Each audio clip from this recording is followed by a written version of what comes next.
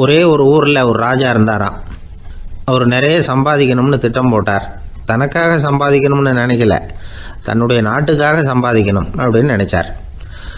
அரசாங்க கருவூலத்தில் கையிருப்பு குறைச்சலாக இருந்தது. மக்கள்கிட்ட வரி விதிச்சாகணும், வேற வழி இல்லை. ஆனாலும் அந்த ராஜா மக்கள் கஷ்டப்படக்கூடாது அப்படின்னு நினைக்கிறவர்.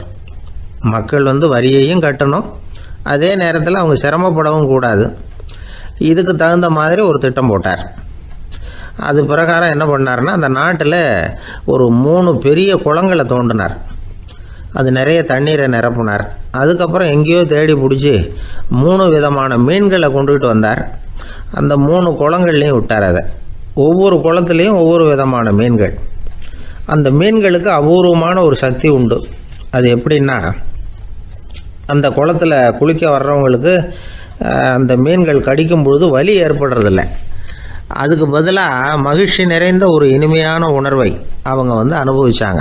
அது எப்படின்னா, இந்த முதல் குளத்தில் இருந்த மீன்களால் கடிக்கப்படும் பொழுது ஒரு விதமான இன்ப மயக்கத்தில் திளைச்சிருக்கிறது மாதிரி உணர்வு.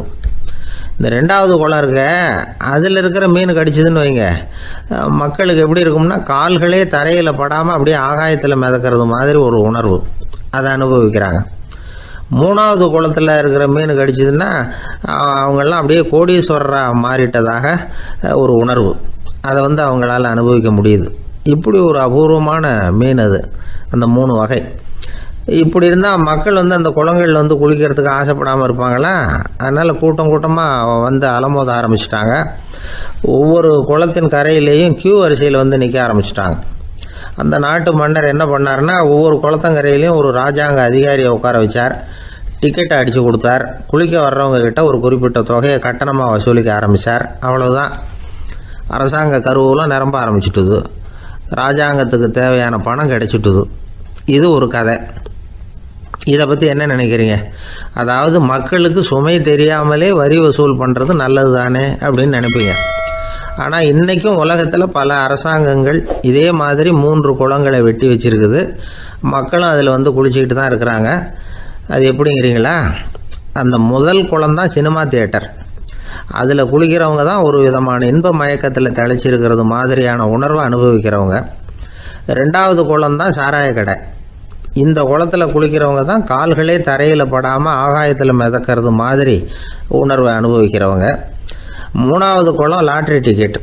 இதில் குளிக்கிறவங்க தாங்கள் அப்படியே கோடீஸ்வரர்களாக மாறினது மாதிரி ஒரு உணர்வு, அதை அனுபவிக்கிறவங்க. இன்றைக்கி பல நாடுகள் இந்த குளங்களை பயன்படுத்திக்கிட்டு தான் வராங்க. ஒரு பூவில் வண்டு உட்காருது. அதில் இருக்கிற தேனை வண்டு எடுக்குது. இந்த சமயத்தில் அந்த பூவுக்கு வலிக்குமா? அதுக்கு வலிக்கிறது இல்லை. அந்த பூவோட மலர்ச்சியும் வளர்ச்சியும் குன்றி போகிறதும் கிடையாது. ஒரு ராஜா மக்கள்கிட்ட வரி வசூல் பண்ணும் பொழுது மக்களுக்கு சிரமமும் தெரியக்கூடாது, அதே நேரத்தை அதனால் அவங்க வாழ்க்கையும் கெட்டு போயிடக்கூடாது. அது மாதிரி வரி வசூல் பண்ணணுமா. இது காளிதாசனின் ரகுவம்சத்தில் காணப்படுகிற ஒரு கருத்து. ஒரு சின்ன குழந்தை தவறுதலாக ஒரு 25 காசு நாணயத்தை மூழ்கி விட்டுது. காசு வயத்துக்குள்ளே போயிட்டுது. அந்த குழந்தையோட தாய் உடனே குழந்தைய தூக்கிட்டு ஆஸ்பத்திரிக்கு புறப்பட்டாங்க. அப்போ அந்த பக்கமாக ஒருத்தர் வந்தார் தெருவில். என்ன விவரம்னு கேட்டார். இவங்க சொன்னாங்க, குழந்தை காசை முழுங்கிட்டுது, அதுதான் அவசரமாக ஆஸ்பத்திரிக்கு தூக்கிட்டு ஓடுறேன் அப்படின்னாங்க. அவர் சொன்னார், கவலைப்படாதம்மா, உடனே இப்படி கொடுங்க குழந்தைய அப்படின்னு கையில் வாங்கினார். ஒரு கையில் அந்த குழந்தையோட கால் 2ஐயும் பிடிச்சி தலைகீழாக தூக்கி பிடிச்சார். இன்னொரு கையால் அந்த குழந்தையோட வயத்தில் குறிப்பாக ஒரு இடத்துல அப்படியே தேடி அந்த சுட்டு விரலால் ஒரு இடத்துல பொட்டுன்னு தட்டினார். உடனே காசு அந்த குழந்தையோட வாய் வழியாக வெளியில் விழுந்துட்டுது. காசை எடுத்துக்கிட்டு இருந்தாங்கம்மா உங்கள் குழந்தை அப்படின்னார். ரொம்ப நன்றிங்க, நிச்சயமாக நீங்கள் ஒரு டாக்டராக தான் இருக்கணும், என்னுடைய யூகம் சரிதானே அப்படின்னாங்களாம் அந்த அம்மா. அதுக்கு அவர், இல்லைங்க, நான் ஒரு இன்கம் டேக்ஸ் ஆஃபீஸர், வருமான வரி அதிகாரி அப்படின்னு சொல்லிவிட்டு போனாராம்.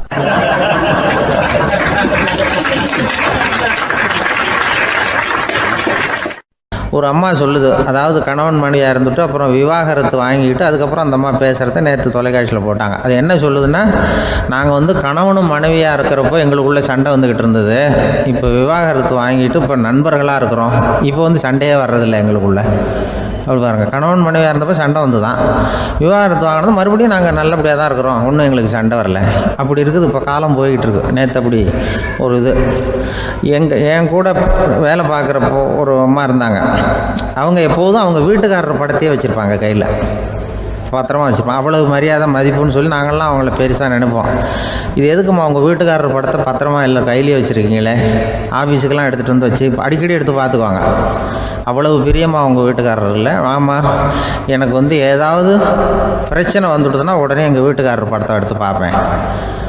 பரவாயில்லையே இப்படி ஒரு இதாக. ஆமாம், இதை பார்த்துட்டு நினச்சிக்குவேன், இதை விட பிரச்சனை வேறு என்ன இருந்துட போகுது உலகத்தில்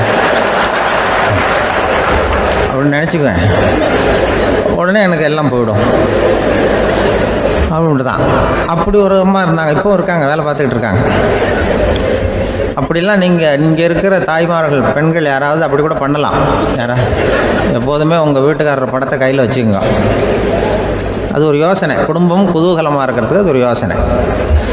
அதே மாதிரி இவங்களும் அவங்க படத்தை வச்சுக்கலாம், வச்சுக்கிட்டு பிரச்சனை வரும்பொழுது பார்த்துக்கணும், இதை விட நமக்கு என்ன வந்துட போகுது பெருசாக அப்படின்னு. அப்படி தான் இருக்கணும். குடும்பம் நல்லபடியாக இருக்கணும்னா அதுக்கு இப்போ சொல்லுவாங்க, கடவுளே ஒரு வீட்டு கணவன் வீட்டு தலைவர் கனவுல வந்தாராம். கடவுள் இது மாதிரி உன்னை விட்டுட்டு உங்கள் குடும்பத்தை ஒன்றையெல்லாம் விட்டுட்டு போக போகிறேன்னா, அதனால் ஏதாவது வர வேணும்னா கேட்டு போய் வாங்கிக்கோ அப்படின்னு கடவுள் சொன்னாராம் அந்த குடும்ப தலைவர்கிட்ட. அவருக்கு என்ன கேட்குறதுன்னு புரியல. கடவுள் விட்டுட்டு போகிறேங்கிறார், ஏதாவது வரம் கேட்டுக்கோ அப்படின்னு. நம்ம என்ன பண்ணுறது, என்ன கேட்குறதுன்னு ஒன்றும் புரியல, குழம்பிக்கிட்டு இருந்தான் அந்த ஆள் கனவில். இப்போ கடவுள் சொன்னாரா, சரி நீ ரொம்ப குழப்பமாக இருக்க, நாளைக்கு மறுபடியும் உன் கனவில் வரேன், அதுக்குள்ளே நீ முடிவு பண்ணி வை, உனக்கு என்ன வரம் வேணுமோ கேட்டு வாங்கிக்கோ, உனக்கு வரம் கொடுத்துட்டு நான் போயிடுறேன், உன்னை விட்டுட்டு போகிறதா நான் முடிவு பண்ணிட்டேன் அப்படின்ட்டுருக்கார் கடவுள். சரி ஒரு நாள் அவகாசம் கொடுங்க, நாளைக்கு நான் இதுக்குள்ளே முடிவு பண்ணி வைக்கிறேன்ட்டு அவர் வந்தார். மறுநாள் முழிச்சுக்கிட்டு மனைவி மகன் மக்கள் எல்லாரையும் கூப்பிட்டார், குடும்பத்தில் எல்லாரையும்.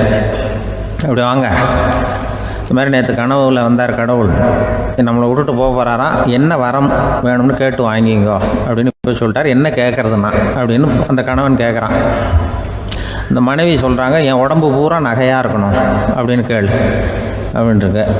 அதுக்குள்ளே அந்த ஒரு பொண்ணு ஓடி அப்படிலாம் கேட்காதப்பா கடவுள்கிட்ட, இப்போ இருக்கிற சொத்து எவ்வளோ இருக்கோ அதுபோல் இன்னொரு பங்கு வேணும்னு கேளு அப்படின்னு. அந்த பையன் அவன் வேறு சொன்னான், அவன் அது நமக்கு இது போல் ஒரு 10 பங்காவது வேணும், 2 பங்களா கார் வேணும் அப்படின்னு அவன் ஒரு லிஸ்ட்டை கொடுத்தான். இவர் என்ன கேட்குறதுன்னு முடிவு பண்ணுறதுக்குள்ள அங்கே வேலை செய்கிற அம்மா, ஒரு வயசான அம்மா வந்திருக்கு, வேலை செய்கிற அம்மா. அது சொல்லிச்சான் இவர்கிட்ட, தப்பாரு கடவுள்கிட்ட அப்படிலாம் கேட்காதப்பா, நாளைக்கு வரும்பொழுது என்ன வர வேணும்னா எங்கள் குடும்பத்தில் எல்லாரும் அன்பாக இருக்கணும் பாசமாக இருக்கணும்னு கேட்டு வாங்கிக்கோ வரத்தை. அன்பு பாசம் குடும்பத்தில் எப்போதும் நிலவணும்னு கேட்டு வாங்கிக்கோ, வேற எல்லாம் நம்ம பார்த்துக்கலான்னு அந்த பெரியம்மா சொல்லிச்சான். மறுநாள் அதே மாதிரி படுத்து தூங்கினார். கடவுள் கனவுல வந்தார். கேட்கும்பொழுது இவர் சொன்னாராம், ஐயா எனக்கு எங்கள் குடும்பத்தில் நாங்கள் கணவன் மனைவி புள்ள குட்டி எல்லாம் பாசமாக இருக்கணும் அன்பாக இருக்கணும், இதுதான் எங்களுக்கு வர வேணும் அப்படின்னு கேட்டாராம். இவர் கேட்டதும் கடவுள் தலையை சொரிய ஆரம்பிச்சிட்டாராம். ஏன் என்ன யோசிக்கிறீங்கன்னு கேட்டிருக்காரு. நீங்கள் அன்பாக பிரியமாக இருந்தீங்கன்னா அப்புறம் ஏன் நான் உங்களை விட்டுட்டு போக போகிறேன், நான் ஏற்கனவே இல்லைங்கிறதுனால தான் உங்களை விட்டு போகலாம்னு முடிவு பண்ணியிருந்தேன். இப்போ நீங்கள் ஏற்கனவே பாசமாக இருந்தீங்கன்னா நான் இனிமேல் போக மாட்டேன், அதனால் ஏன் முடிவும் மாற்றிக்க வேண்டியது தான், உங்கள் கூட தான் இருக்க போகிறேன்னாராம். இப்படி ஒரு கதை சொல்லுவாங்க. அதனால் ஒரு குடும்பத்தில் அந்தந்த உறவு முறைகள் சரியாக இருக்கிற வரைக்கும் எல்லாம் நல்லாயிருக்கும். அங்கே தான் இறைவன் வாழும் இல்லம்ங்கிறாங்களே, அதுதான் அதில் அந்த குடும்ப தலைவருங்கிறவர் கணவன் அப்படிங்கிறதுனால அவருக்கு தான் பொறுப்பு. அவருக்கு நிறைய சகிப்புத்தன்மை வேணும், கோபம் வரக்கூடாது, யார் என்ன சொன்னாலும் போகணும். சில கணவன்மார்கள் எது சொன்னாலும் மனைவி தட்டுறதில்லை. அங்கே போனால் போவாங்க, எதுக்கு போக சொல்கிறேன்னு கேட்குறதில்ல, போகிறது, இங்கே வான்னா வர்றது. திருவள்ளூர் மனைவி இருந்தாருன்னு சொல்கிறாங்கல்ல, அது மாதிரி. அது எப்படின்னா ஒருத்தர் சொன்னார், அது அப்படி இல்லை, அதுக்கு ஒரு கதை சொன்னார். ஹிட்லர் வந்தாராம் ஒரு தடவை, ஒரு பெரிய கப்பல் மேலே, கப்பலுடைய மேல் தளத்தில் ஹிட்லர் வந்துக்கிட்டு இருக்கார். ஒரு இங்கிலீஷ் கேப்டன் எதிரில் நிற்கிறான். அவனுக்கு பெரிய ஆச்சரியம், இந்த ஆள் எப்படி இப்படி ஒரு தனி மனிதனாக இருந்துக்கிட்டு உலகத்தையே இப்படி இந்த பாடுபடுத்துகிறார் அப்படின்னு சொல்லி, உன்னுடைய வெற்றிக்கு என்ன காரணம்னு கேட்டாராம் அந்த இங்கிலீஷ் கேப்டன். இப்போ ஹிட்லர் சொன்னாராம், என்னுடைய வெற்றிக்கு காரணம் என்கிட்ட வேலை செய்கிற ஊழியர்கள். நான் கிழிச்ச கோட்டை தாண்ட மாட்டாங்க, நான் என்ன சொல்கிறேனோ அதை உடனே செய்வாங்க, ஏன் எதுக்குன்னு எதிர்த்து பேச மாட்டாங்க. அதுதான் என்னுடைய வெற்றிக்கு காரணம் அப்படின்னு சொல்லி அதை நிரூபித்து காட்டுறேன் பார் அப்படின்னு சொல்லி கையை தட்டினாரான் ஹிட்லர். உடனே ஒரு சிப்பாய் எங்கேருந்து வந்து லெஃப்ட் ரைட் போட்டு வந்து சல்யூட் பண்ணி நின்னான். உடனே ஹிட்லர் சொன்னார், நீ அப்படியே அந்த கப்பல் மேல் தளத்துலேருந்து அப்படி கடலில் விழுந்து செத்து போடா அப்படின்னு பொத்துன்னு குதிச்சுட்டான். எதுக்கு சொல்கிறேன் என்ன இதில், உடனே குதிச்சு செத்து போட்டான். இவருக்கு பெரிய ஆச்சரியம் கேப்டனுக்கு. ஹிட்லர் சொன்னார், இதுதான் என்னுடைய வெற்றிக்கு காரணம், இந்த பார் இன்னொருத்தனை கூப்பிட்றேன் அப்படின்னு தட்டினா இந்த பக்கத்துலேருந்து ஒருத்தன் வந்தான். லெஃப்ட் ரைட் வந்து நின்னா, நீ இப்படி குதிச்சு செத்து போடா அப்படின்னு பொத்துன்னு குதிச்சிட்டான். எதுக்கு போக சொல்கிறீங்கன்னு ஒன்றுமே கேட்கல, குதினா உடனே குதிச்சிட்டான். அப்போ ஹிட்லர் சொன்னார், இதே மாதிரி என்னுடைய ஒவ்வொரு ஊழியர்களும் இருக்கிறாங்க, நானும் ஊழியர்களை இழக்கிறதுக்கு தயாராக இல்லை, இந்த மாதிரி தயாராக இருப்பேன் எப்போதும். இந்த மாதிரி இன்னொருத்தரம் தட்டுறேன்னு இன்னொருத்தர் வந்தார். எதிர்த்தாப்புலேருந்து ஒருத்தன் லெஃப்ட் ரைட் சல்யூட் அடித்தான். நீயும் குதிச்சு செத்து போடான்னு இருக்கார் ஹிட்லர். இவனால் பொறுக்க முடியல, இந்த இங்கிலீஷ் கேப்டன் அனாவசியமாக ஒவ்வொருத்தனாக குதிச்சுட்றானேன்னு சொல்லி ஓடி போய் அவனை குதிச்சிட்டான். குதிக்கிறதுக்கு முன்னாடி பிடிச்சி தனியாக எடுத்துகிட்டு போட்டான். தனியாக எடுத்துகிட்டு போய் அந்த சிப்பாய்கிட்ட கேட்டாரான் அந்த இங்கிலீஷ் கேப்டன், ஏன்ப்பா அந்த ஆள் குதிக்க சொல்கிறான்னா நீ ஏன் எதுக்குன்னு கேட்குறது இல்லையா, உடனே குதித்து செத்து போகிறீங்களே, இதெல்லாம் என்ன அநியாயம் அப்படின்ட்டுருக்கான் அந்த இங்கிலீஷ் கேப்டன் கையை பிடிச்சிக்கிட்டு. உடனே அந்த சிப்பாய்க்கு கோவம் வந்துட்டு தான், உடையா கையை, இவன்ட்ட வேலை பார்க்குறத விட உழுந்து செத்து போகலான்னு நான் குதிக்கிறான், என்ன அனாவசியமாக எதுக்கே இருக்க சொல்கிறேன் அப்படின்னு சொல்லி குதிச்சுட்டானா. அதனால் இந்த உடனே சொல்கிறத செய்கிறாங்க பாருங்கள், அவங்கள நம்பக்கூடாது. கணவன்மார்களுக்கு ஒரு எச்சரிக்கை, சொல்கிறத உடனே செஞ்சுருவாங்க மனைவி, நீ அங்கே போனால் போங்க வரணும் அது ஹிட்லர் மாதிரி நினைக்கிறாங்கன்னு அர்த்தம். இதுகிட்ட பேசிக்கிட்டு இருக்கிறத விட சொல்கிறத செஞ்சுட்டு போடுவோமே, அப்படி சமாளிக்கிற கணவன்மார்கள் உண்டு. குடும்பத்தில் வந்து அப்படிலாம் இருந்து சமாளிக்கிறாங்க. பிள்ளைகளை பற்றி சொல்லுவாங்க.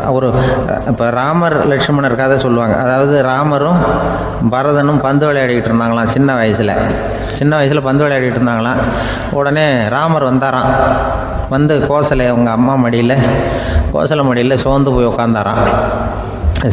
சந்தோஷமாக வந்து உட்காந்துருக்காரு. அப்போ அந்த கோசலை அம்மா கேட்டாங்களாம், ஏன்ப்பா அப்படி இவ்வளவு சந்தோஷமாக இருக்கே, என்ன காரணம் அப்படின்னு கேட்டிருக்காரு. அப்படின்னு அந்த அம்மா கேட்டிருக்கு. ராமன் சொன்னான்னா, என் தம்பியோட நான் பந்து விளையாண்டுக்கிட்டு இருந்தேன், பரதன் அவன் வந்து ஜெயிச்சுட்டான், நான் தோத்துட்டேன், என்னை வந்து அவன் ஜெயிச்சுட்டான், அவனுடைய வெற்றி வந்து எனக்கு சந்தோஷமாக இருக்குது, தம்பியோட வெற்றி, அதனால் நான் சந்தோஷமாக இருக்கேன்னு சொல்லியிருக்கேன். அந்த அம்மாவுக்கு ரொம்ப சந்தோஷம், தம்பி ஜெயிக்கிறாங்கிறத பற்றி அண்ணன் வந்து சந்தோஷப்படுறானே அப்படின்னு. கொஞ்ச நேரத்தில் பரதன் வந்திருக்கான். அவன் சோர்ந்து போய் கலங்கி போய் வந்து அதே அம்மா மடியில் உட்காந்துருக்கான். நீ ஏன்ப்பா நீ தான் ஜெயிச்சுட்டியாமே, நீ என்னத்துக்கு வருத்தப்பட்டுக்கிட்டு வர அப்படின்னு கேட்டிருக்கேன் அந்த அம்மா. அப்போ பரதன் சொன்னானா, நான் ஜெயிக்கணுங்கிறதுக்காக அண்ணன் விட்டு கொடுத்தாரு, தோத்துட்டாரு, அதனால் எனக்கு வருத்தமாக இருக்குது. உண்மையில் அவர் தான் ஜெயிச்சிருக்க வேண்டியது, எனக்காக விட்டு கொடுத்தாரு அண்ணன், அதனால் நான் வருத்தப்படுறேன்னா. அப்போ அந்த அம்மா சொல்லிச்சான், இப்படி தான் தம்பியினுடைய வெற்றி அண்ணனை சந்தோஷப்படுத்துது, அண்ணனுடைய தோல்வி வந்து தம்பியை வருத்தப்பட வைக்குது, இப்படி தான் இருக்கணும் அண்ணன் தம்பின்னா, அப்படி தான் குடும்பத்தில் இருக்கணும்னு சொல்லி அந்த அம்மா சொன்னதாக சொல்லுவாங்க ராமாயண கதை. அதே போல் இப்போ இதில் வரும், நபிகள் நாயகத்தினுடைய பேரர்கள் பாத்திமாவனுடைய பிள்ளைகள் 2 பேர், ஹசன் ஹுசைன் 2 பேர் நபிகள் நாயகத்தினுடைய பேரன்மார்கள். அன்னை பாத்திமாவனுடைய குழந்தைகள். ஹசனும் ஹுசைனும் பேசிக்கிறதே இல்லையா கொஞ்ச நாள். இந்த அம்மாவுக்கு அதை பார்க்குறாங்க, ஏதோ அண்ணன் தம்பிக்குள்ளே ஏதோ தகராறு போல் இருக்கு, ஏன் பேசிக்க மாட்டேங்கிறாங்க அப்படின்னு சொல்லி அந்த பிள்ளைகளை கூப்பிட்டு வச்சு அந்த அம்மா புத்தி சொல்லிச்சான். இந்த பாருப்பா, நீ வந்து அண்ணன் தம்பிக்குள்ளே இது மாதிரி இருக்கக்கூடாது, உங்கள் பாட்டனார் ஒரு புத்திமதி சொல்லியிருக்காரு, உனக்கு தெரியுமா, ஒரு முஸ்லீம் இன்னொரு முஸ்லீமோடு 3 நாட்களுக்கு மேல் பேசாமல் இருந்தால் அது அவனை கொலை செய்வதற்கு ஒப்பாகும் அப்படின்னு நபிகள் நாயகம் சொல்லியிருக்கார், தெரியுமா உனக்குன்னு அந்த அம்மா சொல்லிச்சான். அப்போ அந்த தம்பிக்காரர் சொன்னாராம், ஹுசைன் சொல்லியிருக்கார், அதுவும் எனக்கு தெரியும். அதே தாத்தா பாட்டனார் என்ன சொல்லியிருக்காருன்னா, அந்த 2 பேரில் யார் முதல்ல சலாம் சொல்கிறாங்களோ, யார் முதல்ல முன்னாடி பேசுகிறாங்களோ அவங்களுக்கு சொர்க்கம் கிடைக்கும், இறைவனுடைய ஆசி கிடைக்கும்னு சொல்லியிருக்கிறார். அந்த ஆசி அண்ணனுக்கு கிடைக்கட்டுமேங்கிறதுக்காக நான் பேசாமல் இருக்கிறேன் அப்படின்னா. அந்த ராமனும் பரதனும் எப்படி இருந்தாங்களோ அப்படி தான் ஹசனும் ஹுசைனும் இருந்திருக்கிறார்கள். அந்த பாசம்தான் குடும்பத்தில் வேணும். வாழ்க்கையில் வெற்றி பெற என்ன வழி? இது ஒரு முக்கியமான கேள்வி. இதுக்கு எல்லாரும் பொதுவாக சொல்கிற ஒரு பதில், உழைச்சா வெற்றி பெறலாம் அப்படிங்கிறது தான். வாழ்க்கையில் வெற்றி பெற உழைப்பு மட்டும் இருந்தால் போதாது, நேர்மையும் வேணும் அப்படிங்கிறார் பால் ஹாஃப்மேன். இவர் யார் தெரியுமா? இவர் ஒரு பெரிய பொருளாதார நிபுணர். 2வது உலகப் போர் முடிஞ்ச சமயம் அப்போ இவர் அமெரிக்காவின் நிதி ஆலோசகராக இருந்தார். தன்னுடைய வாழ்க்கையில நடந்த பழைய நிகழ்ச்சி ஒன்று அவர் சொன்னார். இளம் வயசுல படிச்சு முடிச்சதும் அவர் வேலை தேடிட்டு இருந்தாராம். அப்போ ஒரு கால்நடை வைத்தியர்கிட்ட போய் வேலை கேட்டிருக்காரு. இவர் அங்கே போன சமயத்தில் அந்த டாக்டர் தன்னுடைய பழைய கார் ஒன்றை விற்பனை செய்யறதுக்காக வேற ஒருத்தர்கிட்ட பேரம் பேசிக்கிட்டு இருந்தார். வாங்க வந்தவர் இவர்கிட்ட அந்த காரை பற்றின விவரம்லாம் கேட்டுக்கிட்டு இருந்தார். கார் நல்ல நிலைமையில் இருக்குமா அப்படிங்கிற கவலை அவருக்கு. எல்லா விவரங்களையும் கேட்டுக்கிட்டு அவர் கடைசியாக சொன்னார், டாக்டர், இந்த காரை நீங்களே என்னுடைய ஊருக்கு ஓட்டிகிட்டு வர வேண்டியது. கார் எந்த ரிப்பேரும் ஆகாமல் என்னுடைய ஊருக்கு சேர்ந்துட்டுதுன்னா அங்கேயே நான் பணம் கொடுத்து இந்த காரை வாங்கிக்கிறேன் அப்படின்னார். நம்ம கார் அவ்வளோ தூரத்துக்கு வழியில் எந்த கோளாறும் இல்லாமல் போய் சேருமா அப்படிங்கிற சந்தேகம் டாக்டருக்கு. அவர் என்ன செஞ்சார் தெரியுமா? தன்கிட்ட வேலை கேட்டு வந்திருந்த இளைஞர் பால் ஹாஃப்மேனை கூப்பிட்டார். அவர்கிட்ட சொன்னார், இதை பாருப்பா, இந்த காரை நீ அவருடைய ஊர் வரைக்கும் நல்லபடியாக ஓட்டிகிட்டு போய் சேர்த்துட்டீங்கன்னா உனக்கு நான் வேலை கொடுத்து விட்றேன். அது மட்டும் இல்லை, காரு விற்கிற தொகையில் கமிஷனும் கொடுக்குறேன், என்ன சம்மதமா அப்படின்னு கேட்டார். ஹாஃப்மேன் யோசனை பண்ணார். அதுக்கப்புறம் சரின்னு சொல்லி சம்மதிச்சார். கொஞ்ச நேரத்தில் அவரும் கார் வாங்க வந்தவரும் புறப்பட்டாங்க.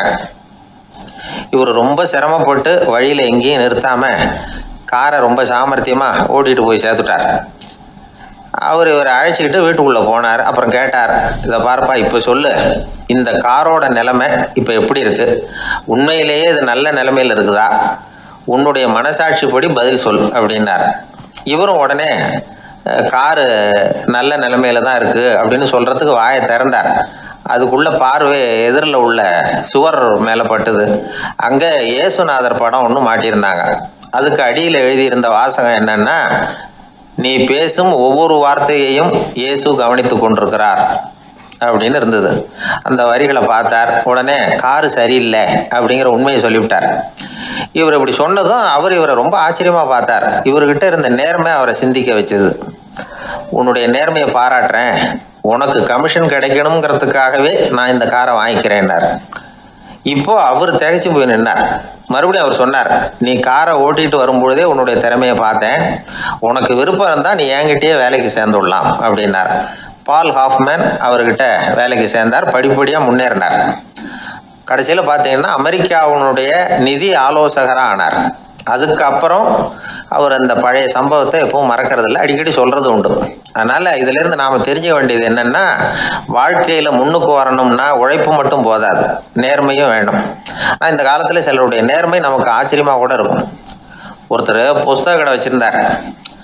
ரொம்ப நேரமாக தேடி ஒரு புத்தகத்தை கையில் எடுத்தார். அதுக்கு பில் போட சொன்னார்.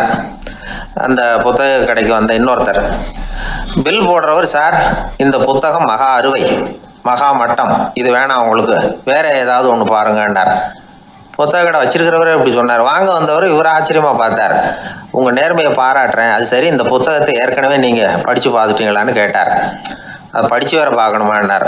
அப்புறம் எப்படி இது மகா மட்டம்னு சொல்றீங்க அப்படின்னார். அதை எழுதினவனே நான் தான் சார் அப்படின்னார் அவர். இது ஒரு விதமான நேர்மையை ஒத்துக்கிறது. எப்படி இருந்தாலும் வாழ்க்கையில உழைப்பும் நேர்மையும் உயர்வதற்கு வழிகள். உழைப்பை விட நேர்மை முக்கியம் அப்படிங்கிறத புரிந்து கொண்டால் வாழ்க்கையில வெற்றி நிச்சயம்.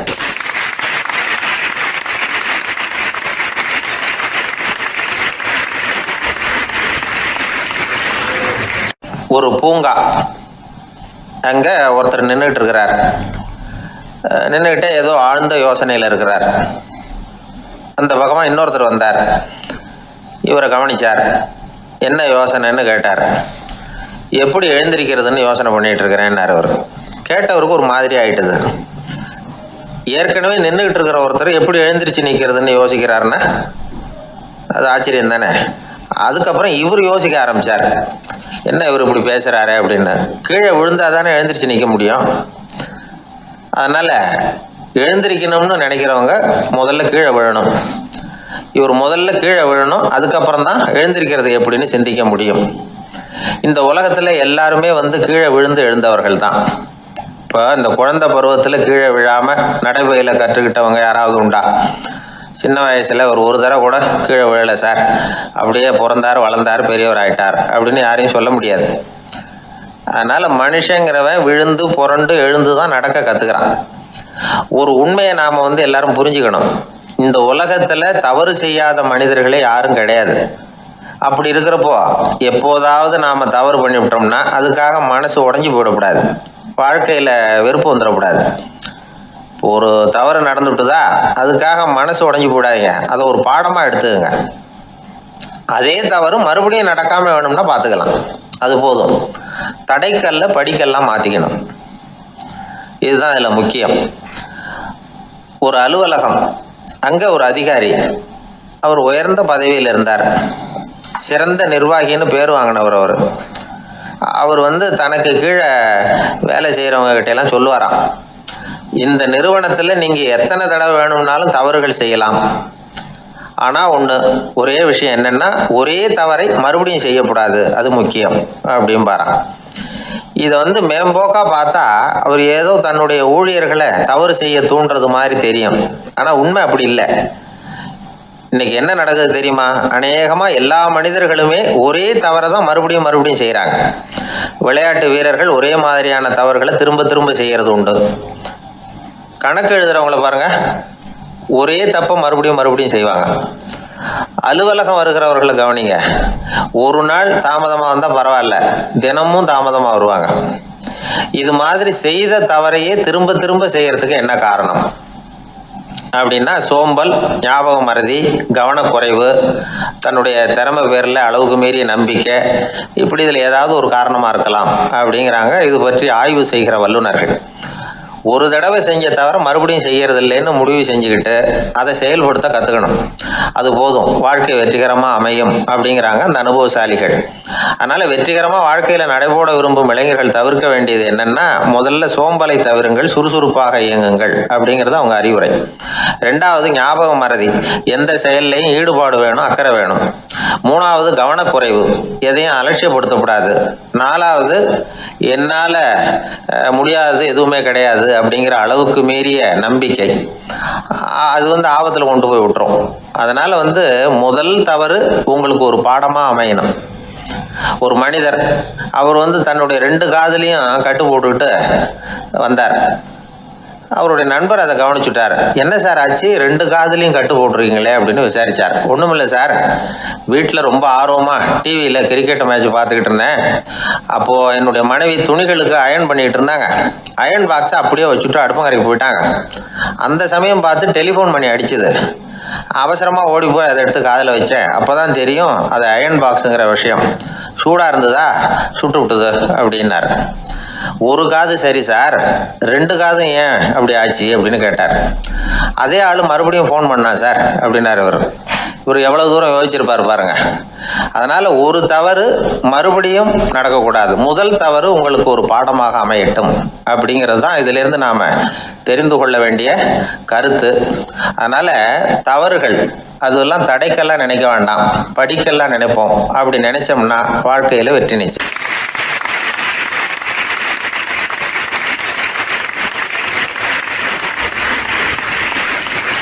நபிகள் நாயகம் உட்கார்ந்துருக்கிறார். அந்த சமயம் அம்மா அங்க வர்றாங்க. அவங்க கையில திராட்சை பழ கொத்து, அதை கொண்டுகிட்டு நபிகள் கிட்ட கொடுக்குறாங்க. சாப்பிடுங்க அப்படின்னு சொல்லி ரொம்ப அன்பா வேண்டிக்கிறாங்க. நபிகள் நாயகமும் ரொம்ப பிரியமா அதை வாங்கிட்டார். அதுக்கப்புறம் அதை சாப்பிட ஆரம்பிச்சார்.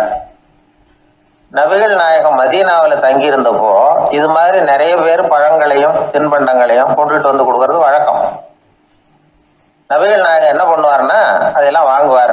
உடனே பக்கத்தில் இருக்கிற தோழர்கள் எல்லாருக்கும் பகிர்ந்து கொடுப்பார், தானும் சாப்பிடுவார். இதுதான் எப்போதும் வழக்கம். ஆனால் இந்த தடவை என்னாச்சு தெரியுமா, அவர் அப்படி பண்ணல. ஒவ்வொரு பழமா எடுத்து தானே சாப்பிட்டுக்கிட்டு இருக்கிறார். அவர் விருப்பமா சாப்பிடுகிற காட்சியை ஆசை தீர பார்த்துக்கிட்டு இருந்தாங்க அந்த வயசான அம்மா, அந்த பழத்தை கொடுத்தவங்க. அவங்களுக்கு ரொம்ப மகிழ்ச்சியா இருந்தது, மன நிறைவா இருந்தது. நாம ஆசையா கொண்டுகிட்டு கொடுக்குற பழத்தை நபிகள் நாயகம் இவ்வளவு பிரியமா சாப்பிட்றாரு அப்படின்னு நினைச்சு ரொம்ப சந்தோஷப்பட்டாங்க. அதுக்கப்புறம் அங்க இருந்து அவங்க புறப்பட்டு போயிட்டாங்க.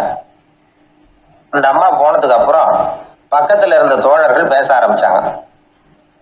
ஏன்னா அவங்களுக்கு சந்தேகம், இன்னைக்கு வித்தியாசமா நடந்துகிட்டாரு அப்படின்னு. அண்ணலே, எது உங்களுக்கு வந்தாலும் எங்க எல்லாருக்கும் கொடுத்துட்டு தான் நீங்க சாப்பிடுவீங்க, இன்னைக்கு மட்டும் நீங்க அப்படி செய்யலையே, எல்லா பழத்தையும் நீங்களே சாப்பிட்டீங்களே, அதுக்கு என்ன காரணம் அப்படின்னு கேட்டாங்க. இப்படி கேட்கறதுனால நாயகம் அதை தப்பா புரிஞ்சுக்க மாட்டார் அப்படிங்கிறது அவங்களுக்கு தெரியும். யாரும் எதையும் அவர்கிட்ட கேட்கலாம், அப்படி கேட்கறதுக்கு உரிமை உண்டு. இந்த ஜனநாயக முறைகளுக்கு அவர்கள் கொடுத்த மரியாதை இது. தோழர்களின் கேள்விக்கு நபிகள் பதில் சொல்ல ஆரம்பிச்சார். நண்பர்களே, அந்த அம்மா ரொம்ப பிரியமா அந்த பழங்களை என்கிட்ட கொண்டுகிட்டு வந்து கொடுத்தாங்க. முதல்ல ஒரு பழத்தை எடுத்து வாயில போட்டு பார்த்தேன். அது ரொம்ப புளிப்பா இருந்தது, சாப்பிடுறது ரொம்ப கஷ்டம். உங்ககிட்ட யாருக்காவது அதை கொடுத்துருந்தா அதுல வாயில போட்டதும் புளிப்பு தாங்காம முகம் சுழிச்சிருப்பீங்க. அதை அந்த அம்மா பார்த்துட்டாங்கன்னா வருத்தப்பட்டிருப்பாங்க. ஆசையா கொண்டுகிட்டு வந்து நமக்கு கொடுத்துருக்குறாங்க. அவங்க அன்பான மனசை நோகடிக்கிறதுக்கு நான் விருப்பப்படலை. அதனால முகம் சுழிக்காம சாப்பிடணுமேங்கிறதுக்காகத்தான் அந்த பழங்கள் பூராவே நானே சாப்பிட்டுட்டேன் அப்படின்னு புன்முறுவலோட பதில் சொன்னாராம் நபிகள் நாயகம். இன்னொருத்தர் மனசு புண்படக்கூடாதுங்கிறதுக்காக புளிப்பையும் இனிப்பா ஏற்றுக்கொள்ளுகிற பண்பாடு இருக்கு பாருங்க, அது ஒரு பெரிய நாகரிகம். அது எல்லாருக்கும் சுலபமா வந்துடாது. நல்லா இருக்கிற பழத்தையே என்ன இவ்வளவு மோசமா இருக்குன்னு சொல்லுகிறவர்கள் தான் நம்ம கிட்ட அதிகம். இந்த காலத்துல இல்வாழ்க்கையில இந்த நாகரிகத்தை சில பேர் கடைபிடிக்கிறது உண்டு. நல்லா இருக்க இல்லையோ முகம் சுளிக்காம சாப்பிடுவாங்க. ஏன்னு கேட்டா, எதுக்காக சார் வீண் வம்பு, ஏதோ நமக்குன்னு கொடுத்து வச்சது அவ்வளவுதான் அப்படின்னு நினைச்சுக்கிட்டு போக வேண்டியது தானே அப்படிம்பாங்க. இவங்கெல்லாம் கூட ஒரு விதத்துல பண்பாடு தெரிஞ்சவர்கள் தான். ஒரு ஆளு ஊரெல்லாம் சுத்தி விட்டு கடைசியில அழுத்து போய் ஒரு ஹோட்டலுக்குள்ள நுழைஞ்சானா. ரொம்ப களைப்பா இருந்தது அவனுக்கு. அதனால ரொம்ப களைப்படைஞ்சு போய் ஒரு நாற்காலியில போய் உட்காந்துருக்கிறான். இவனை பார்த்ததும் சர்வர் ஓடி வந்தார். சார் உங்களுக்கு என்ன வேணும்னு கேட்டார். எனக்கு தேவை 2 தோசையும் கொஞ்சம் அன்பான வார்த்தைகளும் அப்படின்னா. சர்வர் உள்ள போனார். 2 தோசையை கொண்டாந்து வச்சார். அன்பான வார்த்தை கேட்டனே அப்படின்னா இவன். சர்வர் ரொம்ப பணிவா குனிஞ்சு இவன் காதோரமா சொன்னார், ஐயா இந்த தோசையை சாப்பிட்றாதீங்க, புளிச்சு போன பழைய மாவு அப்படின்னார். இது பாருங்க, அன்பான வார்த்தையும் 2 தோசையும் கேட்டார், கொண்டாந்து கொடுத்துட்டார். இப்படி இருக்கிறவர்களும் இன்றைய மனிதர்கள்ல அதிகம். அதனால மனிதர்கள் ஒவ்வொருத்தரும் ஒவ்வொரு விதம். நம்ம கிட்ட பிரியமா நடந்துகிறவர்கள் மனம் கோணும்படி நாம் நடந்து கொள்ளக்கூடாது அப்படிங்கிறது தான் நபிகள் நாயகம் அவருடைய செயல் மூலமா நமக்கு உணர்த்தி இருக்கிற வாழ்வியல் உண்மை.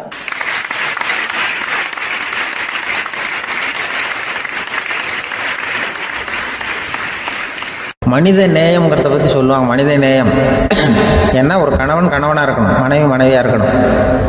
ஒரு மனுஷன் இன்னைக்கு மனிதனாக இல்லை, மனித நேயம் குறைஞ்சி போச்சு. குடும்ப உறவுகள்லாம் ரொம்ப மாறி போச்சுன்னு சொல்கிறேன். இப்போ நாகரிகத்தில் அப்படி தான் இருக்குது. ஒரு இதில் ஒருத்தன் என்ன பண்ணியிருக்கிறான், ஒரு சின்ன பையனை கொண்டு வந்தானா. ஒரு சின்ன பையன் பக்கத்தில் இருக்கான். ஒரு பெரியவர் கேட்டிருக்காரு, யாருப்பா அந்த பையன் அப்படின்னு கேட்டிருக்காரு. இவன் சொன்னான்னா, இந்த பையன் எனக்கு தூரத்து உறவுன்னு இருக்கான். சரி, தூரத்து உறவுன்னா எப்படி அப்படின்னு கேட்டிருக்கான். இந்த பையன் எங்கள் அப்பாவுக்கு 8வது புள்ள அப்படின்னானா. கூட பிறந்தவனே அவ்வளோ தூரமாக போயிட்டான், 8வதாக பிறந்தான். அப்படி இருக்கு குடும்ப உறவுகள்ங்கிறது. மனுஷனுக்கு வேல்யூ விஞ்ஞானம் எப்படி போட்டிருக்குன்னா, ஒரு மனித உடம்பில் இருக்கிற கால்சியத்தை மட்டும் தனியாக எடுத்தால் ஒரு சின்ன ரூமுக்கு வெள்ளை அடிக்கலாமா. ஒரு மனுஷ உடம்புல இருக்கிற பாஸ்பரஸை மட்டும் தனியாக எடுத்தால் ஒரு 40 நெருப்பூச்சி தயார் பண்ணலாம். ஒரு மனுஷ உடம்புல இருக்கிற இந்த கொழுப்பு சத்தை மட்டும் தனியாக எடுத்தால் ஒரு 7 சோப்பு கட்டி தயார் பண்ணலாம். அது மாதிரி ஒரு மனுஷ உடம்புல இருக்கிற இரும்பு சத்தை மட்டும் தனியாக எடுத்தால் ஒரு 2 அங்குல ஆணி 2 செய்யலாம். இவ்வளவுக்கும் விலை போட்டால் 42 ரூபா 50 காசு. இதுதான் மனுஷனுக்கு விஞ்ஞானம் போட்டிருக்கிற விலை. அது எப்போ அது ஒசரும்னா, அவன் மனுஷனாக இருக்கிற வரைக்கும் இருக்கிறப்ப. அதுவும் செத்து போனால் அதுவும் கிடையாது, செத்து போனால் அதுவும் குறைஞ்சிரும். மிருகங்களுக்கெல்லாம் அப்படி இல்லை, செத்ததுக்கு அப்புறம் விலை கூடும். அங்கெல்லாம் எல்லா ஊர்லேயும் பார்த்திங்கன்னா உயிர் கோழி 50 ரூபா, உரிச்ச கோழி 60 ரூபான்னு போட்டிருக்கோம். செத்ததுக்கு அப்புறம் 10 ரூபா அதிகம். மனுஷனை நீ உயிர் மனுஷன் 42 ரூபா 50 காசு, செத்ததுக்கு அப்புறம் 52 ரூபான்னா நீயே வச்சுக்கிடாது, எனக்கு இது கண்டு போட்டு. அவன் எப்போ அவனுக்கு வேல்யூ கூடும்னா, மனிதனாக வாழும்பொழுது தான் வேல்யூ கூடும். குடும்பத்தில் அந்த அந்த பாசத்தோடு வாழணும்னு கடவுள்கிட்ட கேட்டு சொன்னாங்களே, அதுதான். இந்த சமூகங்கிறதும் ஒரு பெரிய குடும்பம்தான். அதனால தான் இந்த நாட்டுக்கு உள்ள பெருமையை எல்லாரும் ஒற்றுமையாக இருந்தால் எதையும் சாதிக்கலாம்ங்கிறது தான் இந்த நாட்டுக்கு உள்ள பெருமை. அப்படி நிரூபித்தோம். அதனால் சமூகங்கிறதும் ஒரு குடும்பம் மாதிரி இருக்கிறது தான் பெருசு. இப்போ சில இதெல்லாம் இப்போ ஜாதி மத வேறுபாடெல்லாம் நம்முடைய முன்னேற்றத்தை தடுக்கும். விலங்குகள் நம்மளோட மேலானது. அதான் ஒரு ஊரில் ஒரு சிவன் கோயில் இருந்து தான். சிவன் கோயிலில் அந்த புறாவெல்லாம் வளர்ந்துக்கிட்டு இருந்திருக்கு. அந்த மாடத்தில், சிவன் கோயில் மாடத்தில் புறாவெல்லாம் கூடியிருந்திருக்கு. உடனே அதுக்கு கும்பாபிஷேகம் பண்ணுறதுக்காக ஊரில் திட்டம் போட்டாங்க. சிவன் கோயிலுக்கு வெள்ளடிக்க ஆரம்பித்தாங்க. வர்ணம் பூச ஆரம்பித்ததும் அதுக்கு சாரம் கட்டுவாங்கல்ல, அந்த குச்சியெல்லாம் வச்சு சாரம் கட்டுவாங்க. உடனே இந்த புறாவெல்லாம் என்ன பண்ணிச்சா, இனிமேல் நம்ம இங்கே வெள்ளடிக்கிறாங்க, கும்பாபிஷேகம் வருது, நம்ம இங்கே குடியிருக்க முடியாது, எதிர்த்தாப்புல எங்கே போகலான்னு பார்த்துருக்கு. இந்த உயரம் கோபுரத்தில் இருந்த புறாவெல்லாம் எதிர்த்தாப்புல ஒரு மாதா கோயில் இருந்திருக்கு, சர்ச்சு. அங்கே சில மாடங்களில் புறாவெல்லாம் இருக்குது, சில மாடம் இருக்குது. உடனே நம்மளாம் அங்கே போயிடும் கொஞ்சம் காலத்துக்குன்னு எல்லாம் புறப்பட்டு இந்த மாதா கோயிலுக்கு போயிடுது. அங்கே போனால் அங்கே இருக்கிற புறாவோடு சேர்ந்து இதுவும் குடியிருந்துகிட்ருக்கு. கொஞ்ச நாள் என்னாச்சு, அங்கே கிறிஸ்மஸ் வந்துட்டுது. கிறிஸ்மஸ் வந்ததும் சரி இங்கேயும் வெள்ளடிக்க ஆரம்பிக்கிறாங்க. நம்ம மறுபடியும் எங்கடா போகிறதுன்னு பார்த்தா அங்கே இருக்கிற புறாவோட சேர்ந்து இதுவும் சேர்ந்து நேராக ஒரு பள்ளிவாசல் இருந்தது. எதுக்கு அங்கே இருக்கிற மாடத்தில் போய் அங்கே குடியேறிட்டுது எல்லாம். அங்கே போனால் அங்கே ரமலான் மாதம் ரம்ஜானுக்காக அதையும் புதுப்பிக்க ஆரம்பித்தாங்க. இது என்ன பண்ணுறதுன்னு சொல்லி இந்த 3 செட்டு புறாவும் சேர்ந்து என்ன பண்ணிச்சு, எங்கே போகலான்னு பார்த்தா மறுபடியும் அதுக்குள்ளே இந்த சிவன் கோயிலில் கும்பாபிஷேகம் முடிஞ்சு போச்சான். முடிஞ்சிருக்கு, அங்கே போடுவோம் எல்லாருன்னு சொல்லி எல்லா புறாவும் அந்த சிவன் கோயிலுக்கு வந்துட்டுது. அங்கே போய் மாடத்தில் அதை குடியிருந்துட்டுது. அப்போ திடீர்னு ஒரு நாள் பார்த்தா ஒரே கலவரம் பூமியில் எல்லாம் ஒருத்தன் அருவாளை தூக்கிட்டு நிற்கிறான், குச்சி எடுத்து ஒருத்தனை சுட்டுக்கிறான். ஒரே கலவரம், சத்தம், ஒரே மத கலவரம் வந்துட்டுது ஊரில். அப்போது புறாவெல்லாம் மாடத்தில் இருந்துக்கிட்டு ஒரு குஞ்சு புறா அவங்க அம்மாட்ட கேட்டுதான், இது என்ன இந்த மனுஷனுக்கு என்ன ஆச்சு, இந்த மனுஷனுக்கு என்னாச்சு, அவன் கத்தியை தூக்கிட்டு நிற்கிறானே அப்படின்னு கேட்டுதான். ஒரு குஞ்சு புறா அவங்க அம்மாட்ட கேட்டுதான். அம்மா புறா. இப்போ அம்மா அந்த புறா சொல்லிச்சான், மனுஷனுக்கு இப்போ மதம் பிடிச்சிருக்கு, அதான் கத்தியை தூக்கிட்டு நிற்கிறான் அப்படின்ருக்கு. இப்போ நமக்கெல்லாம் பிடிக்கலையே அப்படின்னு தான். அப்போ அந்த புறா சொல்லிச்சான், அந்த பாருமா, நாம் இந்த சிவன் கோயிலில் இருந்தாலும் நமக்கு புறான்னு தான் பேர், இந்த மாதா கோயிலுக்கு போனாலும் நமக்கு புறான்னு தான் பேர், பள்ளிவாசலுக்கு போனாலும் நமக்கு புறான்னு தான் பேர். அந்த மனுஷன் அப்படி இல்லை. அவன் இங்கே இருக்கிற வரைக்கும் இந்துன்னு சொல்லுவான், அங்கே மாதா கோயில் இருந்தான்னா கிறிஸ்தவன்னு சொல்லுவான், பள்ளிவாசலில் இருந்தான்னா முஸ்லீம்னு சொல்லுவான். அப்போ குஞ்சு புறா அது என்ன இப்படி பண்ணுறாங்க மனுஷங்க, இப்போ அவங்கள விட நம்ம வசதி போல் இருக்க, நம்ம தேவலாம் போல் இருக்க அப்படின்னு தான் அந்த குஞ்சு புறா. அப்போ அந்த தாய் புறா சொல்லிச்சான், உண்மைதான், அதனால தான் நம்ம மேலான இடத்துல இருக்கிறோம், அவன் கீழே நிற்கிறான் என்னமோ அப்படின்னு சொல்லிச்சான். இதுதான் அந்த குடும்பம்ங்கிறது, சமுதாயம்ங்கிறது ஒரு பெரிய குடும்பம். அது இந்த புறாகிட்டேருந்து மனுஷன் கற்றுக்க வேண்டியிருக்கு. அப்படி இருக்குது இன்றைக்கி மனுஷனுடைய நிலைமை. அதை புரிஞ்சுக்கணும். அப்படி தான் ஒவ்வொரு இதுலேயும் நாம் நடந்து கொள்ள வேண்டியிருக்குது. மிருகங்கள்டேருந்து கற்றுக்கிற வாய்ப்பெல்லாம் இருக்குது. அப்படி சொல்லுவாங்க, குடும்பத்தில் அப்படிலாம் இருந்து சமாளிக்கிறாங்க. குடும்பத்தில் ஒருத்தர் அனுசரிப்பு தன்மைங்கிறது ரொம்ப அவசியம்.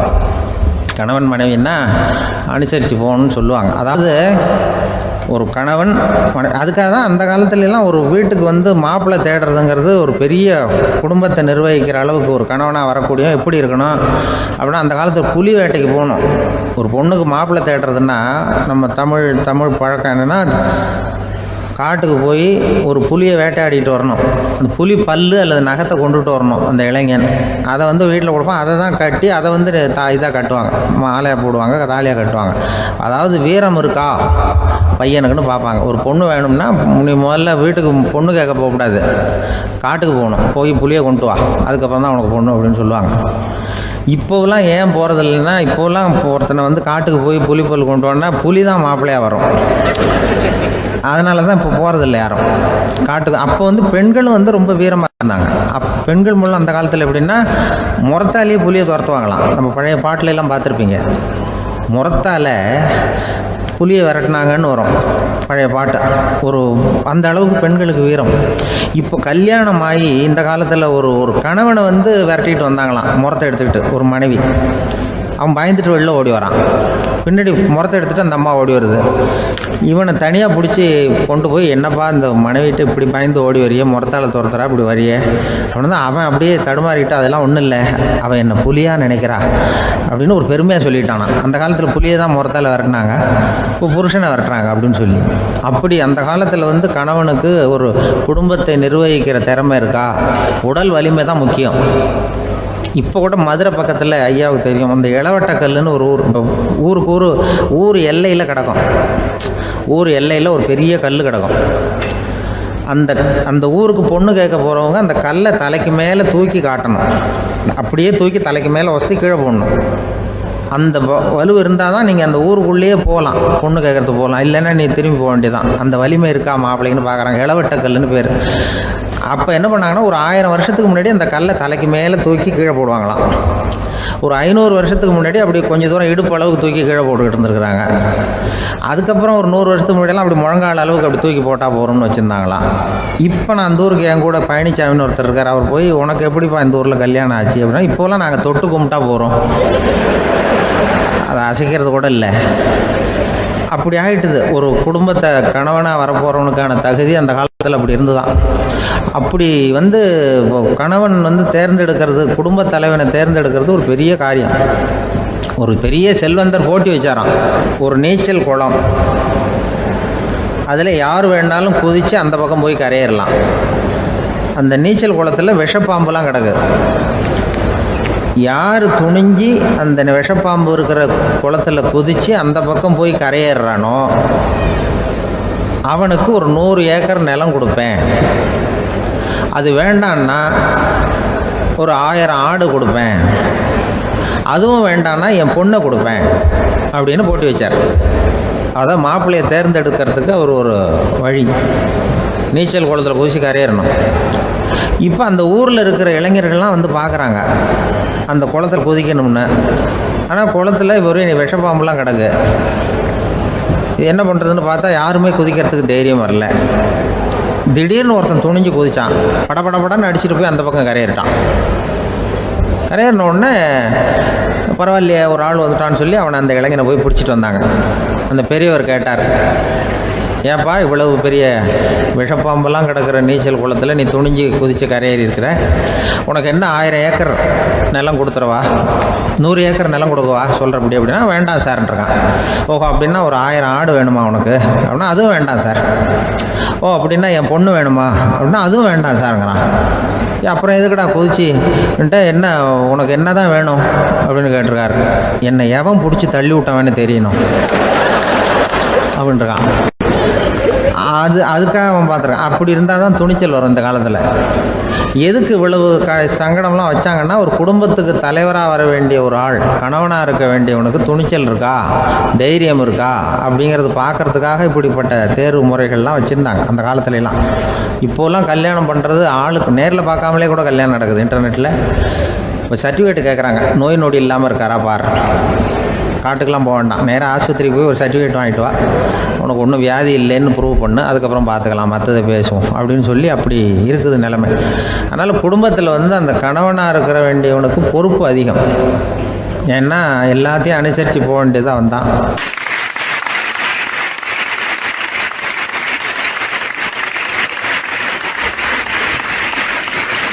ஒரு ஆள் இருந்தார். விலங்குகள் பேரில் அவருக்கு ரொம்பவும் பிரியம். அதனால் தன்னுடைய வீட்டில் ஒரு நாயை வளர்த்தார். அதே மாதிரி கழுதையையும் வளர்த்தார். அந்த கழுதை அவர் வீட்டு கொல்லை பக்கத்தில் நின்றுக்கிட்டு இருக்கும். ஏதாவது பொதி சுமக்கிற வேலை இருந்ததுன்னா அதை கவனிச்சிக்கும். அந்த நாய் வந்து வீட்டுக்குள்ளே இருக்கும். நாய்க்கு அந்த வீட்டில் ராஜ உபசாரம் தான். அதுக்கு அந்த வீட்டில் ஏகப்பட்ட மரியாதை. குளிக்கிறதுக்கு தனியாக சோப்பு, 2 வேளையும் பால், பிஸ்கட்டு, மத்தியானம் சாப்பாடு. அதுக்கு ஏதாவது உடம்பு சரியில்லைன்னா உடனே ஆஸ்பத்திரி வைத்தியம். ரொம்ப கொடுத்து வச்ச நாய். அந்த வீட்டு தலைவர் வெளியில் அப்படியே நடைப்பயிற்சி போனால் கூடவே இதுவும் போகும். அவர் மட்டும் தனியாக எங்கேயாவது வெளியில் போயிட்டு வந்தால் வீட்டுக்கு வந்த உடனே அந்த நாய் அவர்கிட்ட ஓடி வரும். அப்படியே எழும்பி முன்னங்கால் 2ஐயும் அவர் தோள் மேலே போட்டுக்கும். அவர் சிரிச்சுக்கிட்டே தலையில் செல்லமாக தட்டுவார். அவர் ஈசி சேரில் சாஞ்சிக்கிட்டு டிவி பார்ப்பார், பேப்பர் படிப்பார். அப்போலாம் அந்த நாய் அவருடைய காலடியில் படுத்துக்கும். அப்போ கூட அவர் தலையை செல்லமாக தடவி கொடுப்பார். அந்த நாய் படுக்கிறதுக்குன்னே ஒரு மெத்தை, சில சமயம் அது அங்கே இருக்கிற மேஜை நாற்காலி மேலே கூட ஏறி விளையாடும், சோஃபாவில் ஏறி உட்காந்துக்கும். இவ்வளவு செல்வாக்காக வளர்ந்தது அந்த நாய். இதையெல்லாம் அந்த கழுதை பார்த்துக்கிட்டே இருக்குது கொல்லை பக்கத்தில் இருந்து. பார்த்துட்டு அது யோசிக்க ஆரம்பிச்சுதான், என்ன இது, இந்த வீட்டில் நாம் தான் கழுதையாக உழைக்கிறோம், பொதி சுமக்கிறோம், நமக்கு ஒரு நல்ல சாப்பாடு கிடையாது, படுக்கை கிடையாது, ஒரு நாளாவது நம்ம தலையையோ முதுகையோ தடவி கொடுத்தது கிடையாது. ஆனால் அந்த நாய் இந்த வீட்டுக்காக ஒரு துரும்ப கூட அசைச்சதில்லை. அதை போய் இந்த வீட்டில் உள்ளவங்க இப்படி தலையில் வச்சு தாங்குறாங்களே அப்படின்னு யோசிச்சு தான் அந்த கழுதை ரொம்ப நேரம் யோசிச்சுவிட்டு அதுக்கப்புறம் ஒரு முடிவுக்கு வந்திருக்குது. சரி, இனிமேல் நாமளும் அந்த நாய் மாதிரியே நடந்து பார்ப்போம், அது மாதிரியே பிஹேவ் பண்ணுவோம், அப்போவாவது நமக்கும் அந்த மரியாதை கிடைக்குதா பார்க்கலாம் அப்படின்னு ஒரு திட்டம் போட்டுது மனசுக்குள்ள. உடனே அந்த திட்டத்தை செயல்படுத்தவும் ஆரம்பிச்சிது. அதாவது அந்த வீட்டில் அந்த நாய் என்னென்ன செய்யுதோ அதையெல்லாம் இதுவும் செய்ய ஆரம்பிச்சுட்டுது. அந்த வீட்டு எஜமான் எங்கேயோ வெளியில் சுற்றி விட்டு ரொம்ப அசந்து போய் வீட்டுக்கு திரும்பி வந்துக்கிட்டு இருந்தான். உடனே இந்த கழுதை என்ன பண்ணிச்சு தெரியுமா, அவங்ககிட்ட ஓடி போச்சு. ஓடி போய் அந்த நாய் என்ன பண்ணுமோ அது மாதிரியே பண்ணிச்சு. அதாவது அந்த ஆள் தோள் மேலே தன்னுடைய முன்னங்கால் ரெண்டையும் தூக்கி போட்டு விடுது. அந்த ஆள் பயந்து போயிட்டான். அவனுக்கு ஒன்றும் புரியல, இது ஏன் இப்படி பண்ணுதுன்னு கொஞ்சம் ஒதுங்கி நின்னான். இது அவனை சுற்றி சுற்றி வருது, நாய் மாதிரி வாழை ஆட்டிக்கிட்டே சுற்றி சுற்றி வருது கழுதை. அவன் கிடுகிடுன்னு வீட்டுக்குள்ளே ஓடினான், இதுவும் பின்னாடியே ஓடிச்சு. அங்கே போய் நாய் மாதிரியே மேஜை நாற்காலி மேலே ஏறி குதித்து விளையாட ஆரம்பிச்சுட்டுது. சோஃபாவில் ஏறி உட்காருது, மேஜையில் இருந்த சாமான்லாம் கீழே விழுந்து உடையுது. கழுதை மேஜை மேலே ஏறி குதிச்சா என்னத்துக்கு ஆகும்? அந்த ஆள் பார்த்தான், சரி இந்த கழுதைக்கு என்னமோ ஆயிட்டுது அப்படின்னு முடிவு பண்ணான். ஒரு நல்ல கயிறாக பார்த்து கொண்டான்னா அது கால்லையும் கழுத்துலையும் கட்டினான். தரன்னு இழுத்துட்டு போனான். அடித்து கொல்லை பக்கத்தில் கட்டி போட்டுட்டான். அண்ணன் ஆகாரம் எதுவுமே கொடுக்கல, பட்டினி போட்டுட்டான். இப்போ அந்த கழுதை யோசனை பண்ணி பார்க்குதான், என்ன இது, நம்ம எஜமானுக்கு இன்னைக்கு என்ன ஆயிட்டுது இப்படி? அந்த நாய் பழகிறது மாதிரி தானே நாமளும் பழகணும். ஆனால் இந்த மனுஷன் நாயை அடிக்கலை, ஆனால் நம்மளை அடிக்கிறான், இப்படி கொண்டாந்து கட்டி போட்டானே, என்ன காரணமாக இருக்கும் அப்படின்னு யோசனை பண்ண ஆரம்பிச்சுட்டு தான் அந்த கழுதை. எதுக்கு இந்த கதைன்னா, இது மாதிரியே நாம கூட சில சமயம் யோசிக்கிறது உண்டாம். இயல்புலேருந்து மாறி நடக்க ஆரம்பிச்சிட்டோம்னா பல சமயங்களில் இப்படி யோசிக்கிறது மாதிரி தான் ஆகிடும். அதனால தான் ஒரு மனுஷன் எப்படி நடந்துக்கணுமோ அப்படி நடந்துக்கிட்டா தான் நமக்கு மரியாதை. வெறி நாய் கடிச்சுட்டா மனுஷன் அது மாதிரியே ஆகிடுறான் பார்த்தீங்களா, அவனோட இயல்பு மாறி போடுது.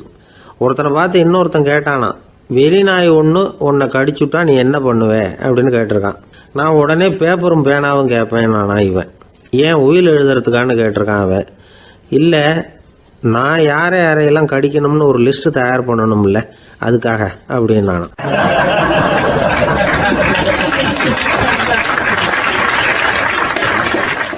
அந்த காலத்துல எல்லாம் படிக்கிறதுங்கிறது எப்படி தெரியுமா, குருகுல வாசம் செஞ்சு படிக்கணும். ஆசிரியருங்கிறவர் ஆசிரமத்தில் இருப்பார். அங்கே போய் அவருக்கு தொண்டுகள் செய்யணும், துணிகள்லாம் துவைச்சி போடணும், தூங்கும்போது காலை பிடிச்சி விடணும், புழுக்கமாக இருந்தால் விசிறி மட்டை எடுத்து விசிறணும். அப்படியே அப்பப்போ அவர் சொல்லிக் கொடுக்குற பாடத்தையும் கற்றுக்கணும். அவர் சொல்லிக் கொடுக்குற பாடங்களை ஓலைச்சுவடிகளில் எழுதிக்கணும். இதுதான் குருகுல வாசம்ங்கிறது. இப்போ மாதிரிலாம் கிடையாது. ஆக குருகுல வாசம்ங்கிறது மனசையும் பண்படுத்தும், அறிவையும் பண்படுத்தும். அப்படி ஒரு பயிற்சி அது. அந்த காலத்தில் பஞ்சபாண்டவர்கள் ஒரு குருகுலத்தில் படிக்க போனாங்களாம். ஏற்கனவே அங்கே ஒரு 15 பேர் இருந்திருக்கிறாங்க. இவங்களையும் சேர்த்து மொத்தம் 20 பேர். எல்லாரும் ரொம்ப ஆர்வத்தோடு அங்கே தங்கி படிச்சுக்கிட்டு இருக்கிறாங்க. 2 வருஷம் ஓடி போச்சு. எல்லாரும் ஊருக்கு திரும்ப வேண்டிய நேரம். ஆசிரியர் ஒவ்வொருத்தராக கூப்பிட்டார். இது வரைக்கும் என்ன கற்றுக்கிட்ட அப்படின்னு கேட்டார். அவங்க தாங்கள் எழுதி வச்சிருந்ததை சொன்னாங்க, கற்றுக்கிட்டதை சொன்னாங்க. அங்கே படிக்க வந்தவங்க எல்லாருமே புத்திசாலிகள். அது மட்டும் இல்லை, பல பேர் அரச குடும்பத்தை சேர்ந்தவங்க, இளவரசர்களாக வேற இருக்கிறவங்க. அதனால் அவங்கக்கிட்ட அபாரமான கல்வி அறிவை எதிர்பார்த்தார். ஒருத்தன் வந்தான், தான் எழுதி வச்சிருந்த சரித்திர பாடம் பூராவையும் படித்து காட்டினான். இன்னொருத்தன் வந்தான், தான் எழுதி வச்சிருந்த பூகோள பாடம் பூராவையும் படித்து காட்டினான். இப்படி ஒவ்வொருத்தராக அவங்க படித்தது என்னங்கிறத படித்து காட்டிவிட்டு போனாங்க. கடைசியாக தர்மர் வந்தார். பேசாமல் நிற்கிறார். தன் கையில் இருந்த ஓலைச்சுவடி கேட்டால் அவர் பிரிக்கவே இல்லை. ஆசிரியர் இவர்கிட்ட தான் அதிகமாக எதிர்பார்த்தார். ஆனால் இவரும் பேசாமல் நின்றுட்டு இருக்கிறார். நீ என்ன கற்றுக்கிட்ட சொல்லு, ஓலைச்சுவடியை பிரித்து படினார் அந்த முனிவர். தர்மர் அசையவே இல்லை. மெதுவாக சொன்னார், ஐயா, நான் கற்றுக்கிட்டது ஒன்றே ஒன்று தான். அதுதான் வாழ்க்கையில் எனக்கு ரொம்ப முக்கியமான பாடமாக அமையும் அப்படின்னார். என்னது, என்கிட்ட 2 வருஷ காலமாக படிச்சு விட்டு கடைசியில் கற்றுக்கிட்டது ஒன்று தானா அப்படின்னார் முனிவர். அவருக்கு ஒன்றும் புரியல. மற்ற மாணவர்களை விட இவர் பண்புகளில் உயர்ந்தவர், அறிவில் சிறந்தவர், வயசில் முதிர்ந்தவர். இவரே இப்படி சொன்னால் மற்றவங்க நிலைமை என்னத்துக்கு ஆறுது, அவங்க ரொம்பவும் கெட்டு போயிடுவாங்களே அப்படின்னு அவர் யோசனை பண்ணார். தர்மா, நல்லா யோசனை பண்ணி பதில் சொல்லு. 2 வருஷமாக நீ கற்றுக்கிட்டது என்ன அப்படின்னு தானே நான் கேட்குறேன், அதை கொஞ்சம் யோசனை பண்ணி சொல்லுன்னார் முனிவர் கொஞ்சம் கோபமாக. தர்மர் முகத்தில் எந்த மாறுதலுமே இல்லை. இல்லையா, 2 வருஷமாக நான் கற்றுக்கிட்ட முக்கியமான பாடம் ஒன்று தான்னார். இப்போ அந்த முனிவருக்கு கோபம் அதிகமாக வந்துடுச்சு. ஏன்பா, உனக்கு வெக்கமா இல்லையா? உன்னை விட வயசில் குறைஞ்சவங்க எவ்வளவு பாடம் கற்றுக்கிட்டு இருக்கிறாங்க, எவ்வளவு விரிவாக அவங்க படித்து காட்டினாங்க. நீயும் கூட நிறைய குறித்து வச்சிருக்கிற போல இருக்க, அதை ஏன் பிரித்து படிக்கக்கூடாது அப்படின்னார். ஐயா, நான் சொல்கிறது உங்களுக்கு ஏமாற்றமாக இருந்தால் என்னை மன்னிக்கணும். நான் ரொம்ப முக்கியமாக கற்றுக்கிட்டு இருக்கிறது ஒன்று தான், மற்ற எதையும் சொல்கிறதுக்கு விரும்பலைன்னார். மாணவர்கள்லாம் சிரிச்சுட்டாங்க. முனிவருக்கு கோபம் அளவுக்கு மீறி வந்துட்டு ஓங்கி அரைஞ்சு விட்டார் தர்மரை அவர் கன்னத்தில். தர்மர் கண்ணை செவந்து போட்டுது, கண்கள் கலங்கி போச்சு. ஆனாலும் அவர் அமைதியை இழக்கலை, தலை குனிஞ்சு நிற்கிறார். இவருடைய பிடிவாதம் முனிவருக்கு இன்னும் ஆத்திரத்தை உண்டாக்கி விட்டது. இன்னொரு கண்ணத்திலே அரைஞ்சார். எல்லாரும் பயந்து போய் அமைதியாக நின்றுட்டு இருக்கிறாங்க. முனிவர் கத்துறார், அப்படி நீ கற்றுக்கிட்ட அந்த முக்கியமான பாடம் தான் என்ன, அதையாவது சொல்லு அப்படின்னார். ஐயா, அதை மட்டும் ஒரு ஓலைச்சுவடியில் தனியாக குறித்து வச்சிருக்கிறேன், இந்தாங்க, இதை நீங்களே படித்து பாருங்கன்னார். தர்மர் ஓலைச்சுவடியை நீட்டினார். முனிவர் அதை வாங்கி பிரித்தார், சத்தம் போட்டு படித்தார். என்ன எழுதியிருக்காருன்னா, எப்படிப்பட்ட சோதனை ஏற்பட்டாலும் நிதானம் இழந்து கோபத்துக்கு ஆளாகக்கூடாது அப்படின்னு. இதுதான் அந்த ஓலைச்சுவடியில் அவர் எழுதி வச்சிருந்தது. அந்த ஒரு கணத்திலேயே முனிவரும் எல்லா மாணவர்களும் தர்மரை புரிஞ்சுக்கிட்டாங்களாம். அவர் கற்றுக்கிட்டது ஏட்டு சுரக்காய் இல்லை, வாழ்க்கையில் பயன்படக்கூடிய முக்கியமான அனுபவ பாடம். முனிவர் கண்களில் கண்ணீர். தர்மர் அன்போடு கட்டி தழுவிக்கிட்டார். அப்புறம் சொன்னார், தர்மா, என்னை மன்னிச்சுரு, நீ மாணவன் இல்லை, ஆசிரியன்.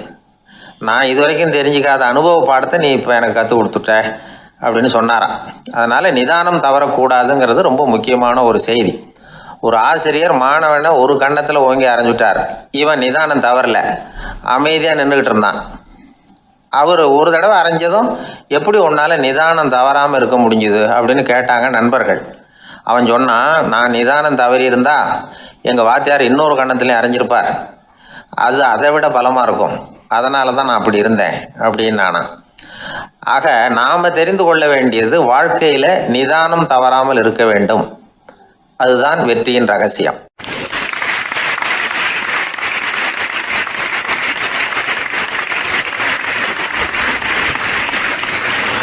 அந்த ஆளை கண்டா ஏன் இப்படி முகத்தை திருப்பிக்கிட்டு வர்றீங்க அப்படின்னு கேட்டார் ஒருத்தர் நண்பர்கிட்ட.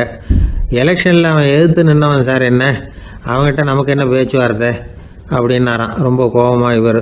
சரி, அந்த ஆள் யாருன்னு கேட்டேன். என் கூட பிறந்த தம்பி தான் சார் அப்படின்னார் அந்த கோபம் குறையாமல். அதாவது நம்ம ஊர் நிலவரம் இப்படி, அதாவது அண்ணனும் தம்பியும் எதிர்த்து நிற்பாங்க தேர்தலில், ஒருத்தர் கண்டா பேசிக்கிறது இல்லை. ஆனால் இங்கிலாந்தில் எப்படி தெரியுமா, அங்கே ஒரே மேடையில் போட்டி போடுற 2 வேட்பாளர்களும் பேசுவாங்களாம், பட்டிமன்றம் மாதிரி. ஒருத்தர் முதல்ல எழுந்திருப்பார், நான் இந்த தேர்தலில் வெற்றி பெற்றால் என்னென்ன செய்வேன் அப்படின்னு சொல்லிவிட்டு உட்காருவார். அதுக்கப்புறம் அடுத்தவர் எழுந்திருப்பார், அவர் சொல்லுவார், நான் வெற்றி பெற்றால் இந்த மக்களுக்கு என்னென்ன செய்வேன், இந்த நாட்டுக்கு என்னென்ன செய்வேன் அப்படிங்கிறத சொல்லிவிட்டு உட்காருவார். 2 பேரும் ஒரே மேடையில் பேசுவாங்க. மக்கள் 2 பேர் பேச்சையும் கேட்டுக்கிட்டு ஒரு முடிவுக்கு வருவாங்க. இதுதான் அங்கே உள்ள பழக்கம். இங்கே அப்படி இல்லை. இங்கே ஒருத்தர் பார்த்தாவே முகத்தை திருப்பிக்கிறது. ஒரு தடவை இது மாதிரி ஒரு கூட்டம் நடந்துக்கிட்டு இருக்கு அங்கே வெளிநாட்டில் தான். நேரத்துக்கு சரியாக ஒரு வேட்பாளர் சேரலை. இது இங்கிலாந்தில் நடந்த நிகழ்ச்சி. அப்புறம் என்னாச்சுன்னா, ஒருத்தர் வந்துட்டார், இன்னொருத்தர் சேரலை. அப்புறம் உடனே அந்த ஒருத்தர் வந்தவர் பேச ஆரம்பிச்சிட்டார். அதாவது அந்த இன்னொருத்தர் சார்பாகவே பேசிட்டாராம். அதாவது அவர் வரல, நான் அவர் சார்பாக நான் பேசிடுறேன். அதாவது அவர் ஜெயிச்சுட்டா அவர் என்னென்ன செய்வார் இந்த நாட்டுக்கு அப்படின்னு சொல்லி அவர் பக்கத்தில் உள்ள நியாயத்தை எடுத்து இவரே சொல்லிட்டாராம். இப்படிலாம் அங்கே நடந்துதான். இது எப்பேற்பட்ட தேர்தல் பண்பாடு பாருங்க. அதனால் இன்னொரு விஷயம், இப்போ இங்கிலாந்துலாம் ஓட்டு கேட்குறப்ப வெற்றியா தோல்வியாங்கிறத ஓரளவுக்கு யூகிச்சு விடலாமா. இப்போ ஒரு வேட்பாளர் ஒரு வீட்டுக்கு முன்னாடி போய் நின்று எனக்கு ஓட்டு போடுவோன்னு கேட்குறாருன்னு வச்சுங்களேன், அதுக்கு என்ன பார்த்து செய்கிறோம், போயிட்டு வாங்க அப்படின்னு சில வீடுகளில் வாசலில் நின்று சொல்லி அனுப்பிச்சிருவாங்களாம். வேறு சில வீடுகளில் எப்படின்னா வேட்பாளரை வீட்டுக்குள்ளே கூப்பிட்டு காபி சாப்பிட சொல்லி உபசரித்து அதுக்கப்புறம் அனுப்பி வைக்கிறது வழக்கமாக. இதில் எந்த வீட்டு ஓட்டு நிச்சயம் தெரியுமா? வாசலில் நின்று வழி அனுப்பி வச்சுட்றாங்க பாருங்கள், அவங்க ஓட்டு நிச்சயம். உள்ளே கூப்பிட்டு காப்பி கொடுத்து அனுப்புகிறாங்க பாருங்கள், அவங்க ஓட்டு நிச்சயம் இல்லையா? சரி, அப்புறம் ஏன் அந்த உபசரிப்பு அப்படின்னு கேட்டால் அதுக்கு ஒரு காரணத்தை சொல்கிறாங்க. அதாவது அது ஒரு அனுதாபத்தை தெரிவிக்கிற முறையா. ஐயோ பாவம், நாம் இவருக்கு ஓட்டு தான் போட போகிறதில்ல, எதையாவது செய்வோம், காப்பியாவது சாப்பிட்டு போகட்டும் அப்படிங்கிற எண்ணமா. இப்படி அந்த ஒரு பழக்கம். ஆக அந்த ஊரில் நிறைய காப்பி சாப்பிட்ணும்னு ஒருத்தர் ஆசைப்பட்டால் தேர்தலில் தோற்று போகிறதுக்கு தயாராக இருக்கணும். ஒரு சமயம் ஒரு ஊரில் தேர்தல் நடந்துதான். ஒரு தொகுதியில் நின்று தோற்று போன ஒருத்தர் கையில் ஒரு துப்பாக்கியோட ஊருக்குள்ளே சுற்றிக்கிட்டு இருந்தாராம். ஒரு போலீஸ்காரர் அவரை பார்த்துட்டு சந்தேகப்பட்டிருக்கார். அதனால் அவரை தடுத்து நிறுத்தி, என்ன இது துப்பாக்கியோட சுற்றுறீங்களேன்னு விசாரிச்சிருக்கார். இதுக்கு அவர் சொன்னாராம், சார், இந்த தொகுதியில் மொத்தம் 1,00,000 வாக்காளர்கள், அதில் எனக்கு 10,000 பேர் மட்டும்தான் எனக்கு ஓட்டு போட்டிருக்கிறாங்க. அப்படின்னா எனக்கு வேண்டாதவங்க இந்த தொகுதியில் 90,000 பேர் இருக்கிறாங்கன்னு அர்த்தம். இப்படி ஒரு சூழ்நிலையில் நான் என்னுடைய பாதுகாப்புக்கு ஆயுதம் இல்லாமல் நடமாடலாமா அப்படின்னு கேட்டாராம். எவ்வளவு எச்சரிக்கை பாருங்கள். நம்ம ஊரில் சில பேர் ஓட்டு கேட்குற விதமே தனி. ஒருத்தர் ரொம்ப சாமர்த்தியமாக ஓட்டு கேட்பாராம். அவர் எப்படின்னா, ஒரு வீட்டுக்கு போகிறாருன்னு வச்சுங்களேன், அந்த நேரம் அந்த வீட்டுக்காரரு என்ன செஞ்சுக்கிட்டு இருக்கிறாரோ அதே வேலையை இவரும் கொஞ்ச நேரம் செய்வாராம், அவருக்கு ஒத்தாசையா. அதுக்கப்புறம் மெதுவாக பேச்சு கொடுப்பார், ஓட்டு கேட்பார், இது மாதிரி எலெக்ஷனில் நிற்கிறேன் கவனிக்கணும்னு. அது மாதிரி ஒரு தடவை அவர் போனப்போ அங்கே அவர் என்ன பண்ணிகிட்டு இருக்காரு, வீட்டுக்கு பின்னாடி மாட்டு கொட்டையில் பால் கறந்துக்கிட்டு இருக்கார் ஒரு பசுமாட்டுக்கிட்ட. அந்த வீட்டில் இவர் ஓட்டு கேட்க போனவர் இவர் ஓடி போய் இன்னொரு சொம்பை எடுத்துக்கிட்டு அதே மாட்டுக்கு இன்னொரு பக்கம் போய் உட்காந்துக்கிட்டு இவரும் பால் கறக்க ஆரம்பிச்சிட்டார். எதிர உட்காந்துட்டு இருக்காரு இவர் இந்த பக்கம் உட்காந்துருக்கார். கீழே கொஞ்சம் குனிஞ்சு பார்த்தா ஒருத்தர் முகத்தை ஒருத்தர் பார்க்கலாம். கொஞ்ச நேரம் ஆனதுக்கப்புறம் இவர் மெதுவாக அவர்கிட்ட பேச்சு கொடுத்தாராம். இது மாதிரி நான் எலெக்ஷனில் நிற்கிறேன், நீங்கள் ஓட்டு போடணும், அதுக்காக தான் வந்தேன்னாராம். அது முடியாதுங்களேன்னாராம் அவர். ஏன்னு கேட்டிருக்கார். நான் இந்த வீட்டுக்காரன் இல்லை, நானும் உன்ன மாதிரி ஓட்டு கேட்க வந்தவன் தான் அப்படின்னாராம் அவர்.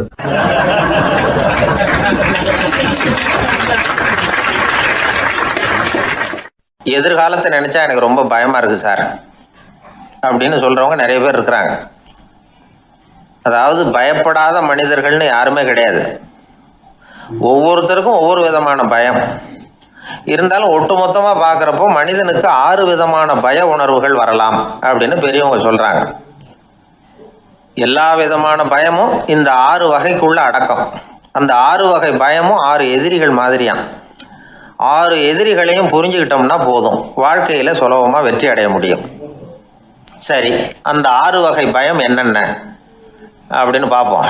முதல்ல வறுமை பற்றிய பயம், 2வது பழிச்சொல் பற்றிய பயம், 3வது உடல் நலம் பாதிப்பு பற்றிய பயம், 4வது என்னன்னா காதல் தோல்வி, 5வது முதுமை, 6வது மரணம். அதாவது பயப்படுறதுங்கிறது ஒரு மனநிலை தான்.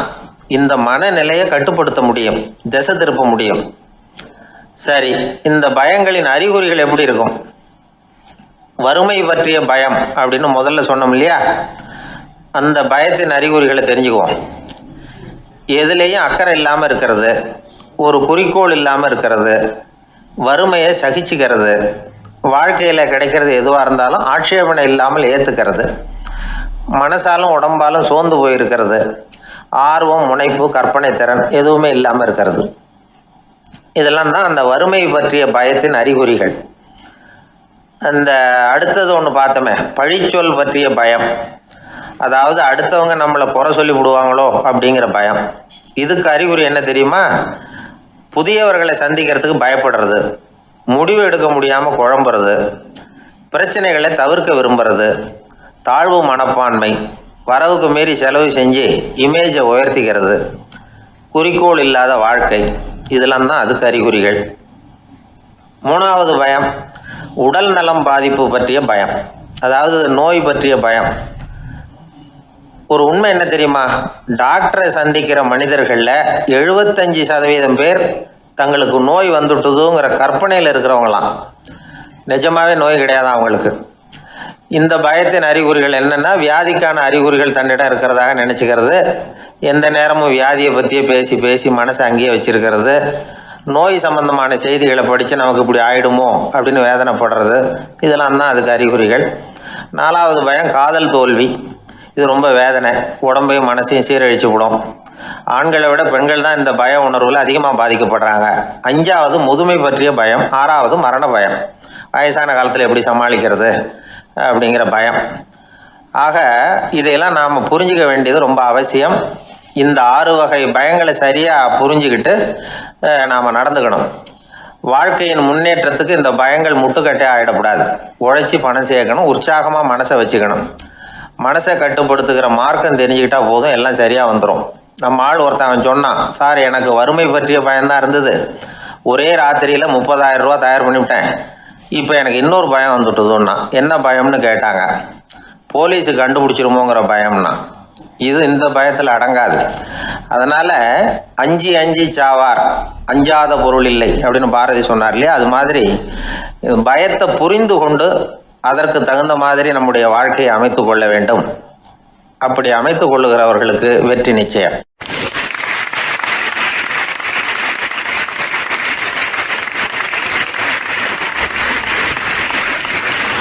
1816 வருஷம் செப்டம்பர் மாதம் 11ஆம் தேதி பிரான்ஸ் தேசத்தில் உள்ள ஒரு மருத்துவமனை. அங்கே ஒரு இளம் டாக்டர் கொஞ்ச நாளைக்கு முன்னாடி தான் அந்த ஆஸ்பத்திரியில் புதுசாக வேலைக்கு சேர்ந்துருக்கிறார். அவர் பேர் ரெனே லெனக். அவர் அன்னைக்கு காலையில் அந்த மருத்துவமனையில் அப்படியே ரவுண்ட்ஸ் வந்துக்கிட்டு இருக்கிறார். வார்டில் ஒரு படுக்கையில் ஒரு இளம் பெண் படுத்திருக்கிறார். அந்த பொண்ணுக்கு இருதய நோயாக இருக்கலாம்ங்கிறது மற்ற டாக்டர்கள் சந்தேகம். அந்த காலத்துல எல்லாம் ஒருத்தருடைய இருதய துடிப்பை தெரிஞ்சுக்கணும்னா நோயாளியின் மார்பில் டாக்டர் காதை வச்சு பார்த்து தான் தெரிஞ்சுக்கிறது வழக்கம். ஆனால் இந்த பெண்ணும் இளம் பெண், அந்த டாக்டரும் புதுசாக சேர்ந்துருக்கிறவர். அதனால் பரிசோதனை பண்ண தயங்கினார். கொஞ்ச நேரம் யோசனை பண்ணார். திடீர்னு ஒரு ஞாபகம் வந்தது அவருக்கு. அதாவது அன்னைக்கு விடியற் காலையில் தோட்டத்தில் அப்படி வாக்கிங் போயிட்டு இருந்தப்போ சின்ன பசங்கள்லாம் ஒரு மரக்கட்டையை வச்சு விளையாடிக்கிட்டு இருந்தாங்களாம். அதை இவர் பார்த்துருக்கிறார். அது என்ன விளையாட்டுனா, ஒரு நீளமான மரப்பலகை, அதில் ஒரு முனையில் ஒரு பையன் தன்னுடைய காதை வச்சுக்கிட்டு இருக்கிறான், மறுமுனையில் இன்னொரு பையன் அந்த மரப்பலகையை ஒரு ஆணியால் கீறிக்கிட்டு இருக்கிறான். ஒரு முனையில் ஆணியால் கீறும் பொழுது மறுமுனையில் காதை வச்சிருக்கிற பையனுக்கு அந்த சத்தம் துல்லியமாக கேட்குது. அந்த டாக்டருக்கு காலையில் பார்த்த இந்த விளையாட்டு ஞாபகத்துக்கு வந்துட்டுது. உடனே என்ன பண்ணார் தெரியுமா? ஒரு நீளமான காகிதத்தை எடுத்தார். அதை அப்படியே உருளை மாதிரி உருட்டினார். ஒரு முனையை அந்த நோயாளியின் மார்பில் இடது பக்கம் வச்சார், இன்னொரு முனையில் தன்னுடைய காதை வச்சார். என்ன ஆச்சரியம்! நோயாளியின் மார்பில் நேரடியாக காதை வச்சு கேட்குறத விட துல்லியமாக கேட்டுது இதய துடிப்பு. இதய துடிப்பு மட்டும் இல்லை, மூச்சு இழுத்து விடுறது, திரவ பொருள்களின் அசைவு, எல்லா சத்தமும் தெளிவாக கேட்குது. கிரேக்க மொழியில் ஸ்டெத்தாஸ் அப்படின்னா மார்பு, ஸ்கோப்பின் அப்படின்னா பார்ப்பதுன்னு அர்த்தம்.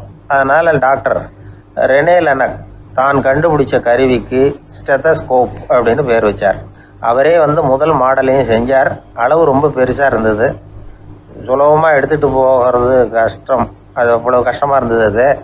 அதனால் அவரே அதை அப்புறம் 2 பிரிவாக தயார் பண்ணார். இது 2 துண்டையும் டாக்டர் தன்னோட கோட்டு பாக்கெட்டில் வச்சுக்கலாம், தேவைப்படுறப்ப எடுத்து ஒன்றா சேர்த்துக்கலாம். இப்படி தான் அவர் ஆரம்பத்தில் பண்ணார்.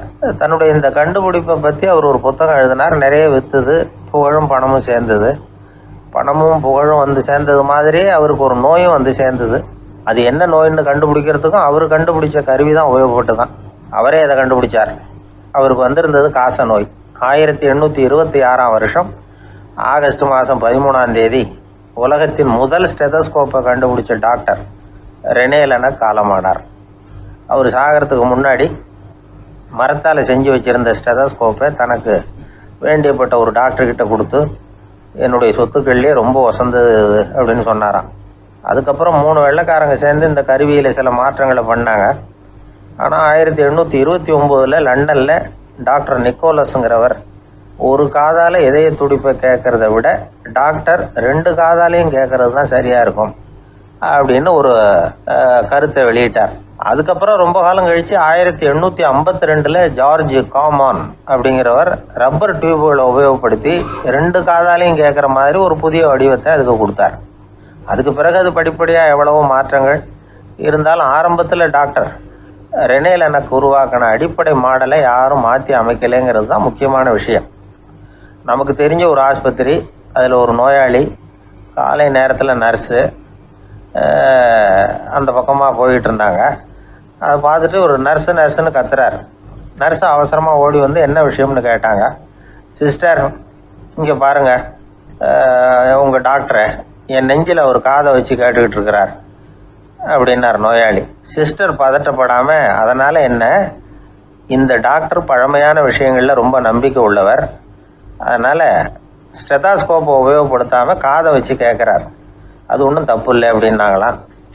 ஐயோ, அதுக்காக இல்லை சிஸ்டர், இவர் என் நெஞ்சு மேலே தலையை வச்சது நேற்று ராத்திரி 9 மணி, இப்போ விடிஞ்சு போச்சு, இன்னமும் தலையை எடுக்கவே இல்லை, அதுக்காக தான் சந்தேகப்பட்டு உங்களை கூப்பிடுறேன் அப்படின்னாராம்.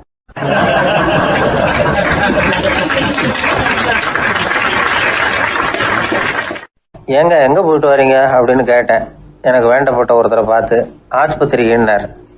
எந்த ஆஸ்பத்திரிக்குன்னே? மாட்டு ஆஸ்பத்திரிக்குன்னார். என்ன விஷயம்னே? மாமனாருக்கு உடம்பு சரியில்லை, அதுதான் மாட்டு ஆஸ்பத்திரிக்கு போயிட்டு வரேன்னார். அட பாவி, அதுக்கு அந்த ஆஸ்பத்திரிக்கா போவாங்க அப்படின்னு ஆச்சரியமா. அட அது இல்லைப்பா, முதல்ல எங்கள் குடும்ப டாக்டர் தான் தேடிக்கிட்டு போனேன். அவர் அந்த நேரத்தில் அவர் வளர்க்குற நாய்க்குட்டிக்கு உடம்பு சரியில்லைன்னு சொல்லி அதை தூக்கிக்கிட்டு மாட்டு ஆஸ்பத்திரிக்கு போயிட்டாராம் சொன்னாங்க. அதனால் அங்கே போய் அவரை சந்தித்து விஷயத்தை சொல்லிவிட்டு வர்றேன்னார். அப்புறம் தான் எனக்கு கொஞ்சம் நிம்மதியாக இருந்தது. பொதுவாக நமக்கு தெரிஞ்ச வரையில் டாக்டர்கள் 2 வகை. நமக்கு வைத்தியம் பண்ணுற டாக்டர்கள் ஒரு வகை, நம்மக்கிட்ட இருக்கிற ஆடு மாடு கோழிக்கு வைத்தியம் பண்ணுற டாக்டர்கள் ஒரு வகை. இப்போ தான் எனக்கு தெரியும் இன்னொரு வகையான டாக்டர்களும் உண்டுங்கிறது.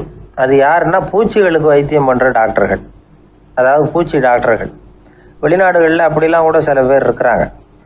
பிரிட்டனில் யார்க்ஷயர் வட்டாரத்தில் ராதர்ஹாம் அப்படின்னு ஒரு ஊர், அங்கே ஒரு விலங்கியல் மருத்துவர் பேர் டாக்டர் லான்ஸ் ஜெப்சன். அவர் ஆஸ்பத்திரி வாசலில் பார்த்தீங்கன்னா தினமும் நிறைய பேர் நின்றுக்கிட்டு இருப்பாங்க. கையில் கண்ணாடி குடுவை, தகர டப்பா இப்படி ஏதாவது இருக்கும், அதுக்குள்ளே ஏதாவது பூச்சிகள் இருக்கும். அதுக்கு வைத்தியம் பண்ணுறதுக்காக வந்தவங்க தான் அவங்க எல்லாம். சிலந்தி பூச்சி, பல்லி, தேளு, பாம்பு அப்படி ஏதாவது இருக்கும். பொழுதுபோக்காக சில பேர் நாய், பூனை, கிளி, மைனா, புறா இப்படி ஏதாவது வளர்க்குறாங்கல்ல, அது மாதிரி இப்போல்லாம் தேளு, பல்லி, பாம்பு, பூச்சி இதையெல்லாம் வளர்க்க ஆரம்பிச்சிட்டாங்களாம். இது ஒரு புது ஃபேஷன். இப்போ கூண்டுக்குள்ளே டப்பாக்குள்ளே போட்டு வளர்க்குறது, அதுக்கு ஏதாவது நோய் வந்துட்டுதுன்னா வைத்தியம் பண்ணுறதுக்கு டாக்டர்கிட்ட வந்துட வேண்டியது, இப்படி இந்த பழக்கம்லாம் நிறையா வந்துட்டுது. ரத்தம் உறிஞ்சிற அட்டைகள் கூட இவங்ககிட்ட வைத்தியத்துக்கு வருதான். சிலந்திகளில் செங்கால் சிலந்தின்னு ஒரு வகை. மத்திய அமெரிக்க காடுகளில் இது அதிகம். சிலந்திகள்லேயே ரொம்ப விலை உசந்தது இந்த ரகம்தான். கால்களில் சிவப்பு கோடுகள் இருக்கும். இந்த இனம் இப்போ குறைஞ்சிக்கிட்டே வர்றதுனால சர்வதேச விதிகளின்படி இவற்றின் ஏற்றுமதி இறக்குமதிக்கு தடை விதிக்கப்பட்டிருக்குது. அதனால் இதை வளர்க்குறவங்க வீட்டுக்குள்ளேயே இனவிருத்தி மூலமாக பெருக்கி விற்பனை பண்ணிட்டு வராங்களாம். அந்த வகை சிலந்திகள் தான் இப்போ வைத்தியத்துக்கு அதிகமாக வருதான். சரி, இதுக்கெல்லாம் எப்படி வைத்தியம் பண்ணுறாங்க? முதல்ல அதை குளிர்பதன பெட்டியின் வழுவழுப்பான சுவரில் விட்ட உடனே அதெல்லாம் மெதுவாக இறங்கி வரும். அப்போ அதன் நோயை கண்டுபிடிக்கிறது சுலபம். அப்புறம் அதுக்கு கிருமிகளை கொல்லக்கூடிய மருந்துகளையோ வலி நிவாரண மருந்துகளையோ கொடுப்பாங்க. கால் உடைஞ்ச சிலந்திகளுக்கு பசையை கொண்டு ஆப்ரேஷன் பண்ணுவாங்க. சில சிலந்திகளுக்கு உடைஞ்ச காலை எடுத்துட்டா புதிய கால் வளர்ந்துடும். சிலந்திகளை மனிதர்கள் கையில் எடுக்கிறப்போ அது பயந்து போய் கீழே குதிக்குது, அதனால் கால் உடஞ்சி விடுது, இல்லைன்னா வயிறு சேதமடையுது. அந்த நிலைமையில் வர்ற சிலந்திகளுக்கு மயக்க மருந்து கொடுத்து ஆப்ரேஷன்லாம் கூட பண்ணுறாங்களாம். பார்த்தீங்களா பூச்சிகளுக்கு வந்த வாழ்வை? நம்ம ஊர்லேயும் வீடுகளில் பூச்சிகள் வளர்க்குறது உண்டு. ஒருத்தர் வந்தார், எனக்கு 3000 கரப்பாம்பூச்சி அவசரமாக தேவைப்படுது, எங்கே கிடைக்கும்னு கேட்டார். கரப்பாம்பூச்சியா? அது என்னத்துக்குன்னு கேட்டோம். அது வேறு ஒன்றும் இல்லை, நான் குடியிருக்கிற வாடகை வீட்டை காலி பண்ண போகிறேன். வீட்டு சொந்தக்காரர் என்ன சொல்கிறாருன்னா, இந்த வீட்டுக்கு நான் குடி வந்தப்போ எப்படி இருந்ததோ அதே நிலைமையில் விட்டுட்டு போகணும்னு வீட்டுக்காரர் சொல்லியிருக்கிறார், அதனால தான் கேட்டேன் அப்படின்னார்.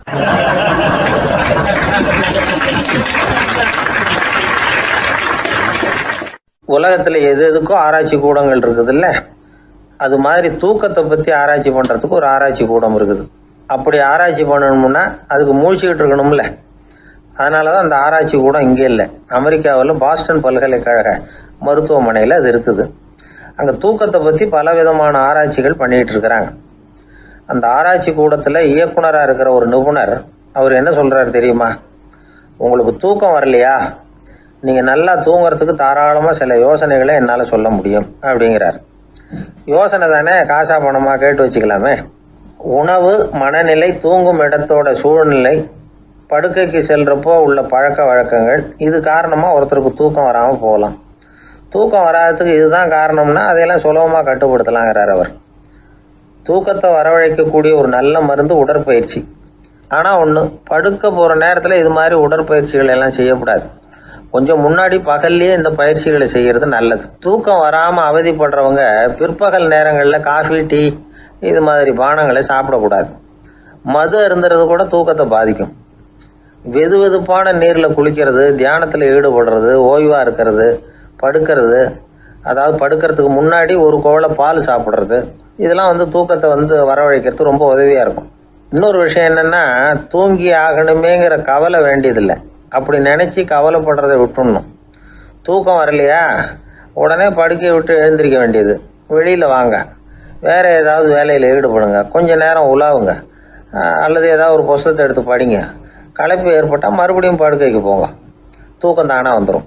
ஒரு விஷயத்தை மட்டும் நல்லா ஞாபகத்தில் வச்சுக்கணும். படுக்கைக்கு போகிறப்போ உங்கள் மற்ற எல்லா பிரச்சனைகளையும் மறந்துடணும்.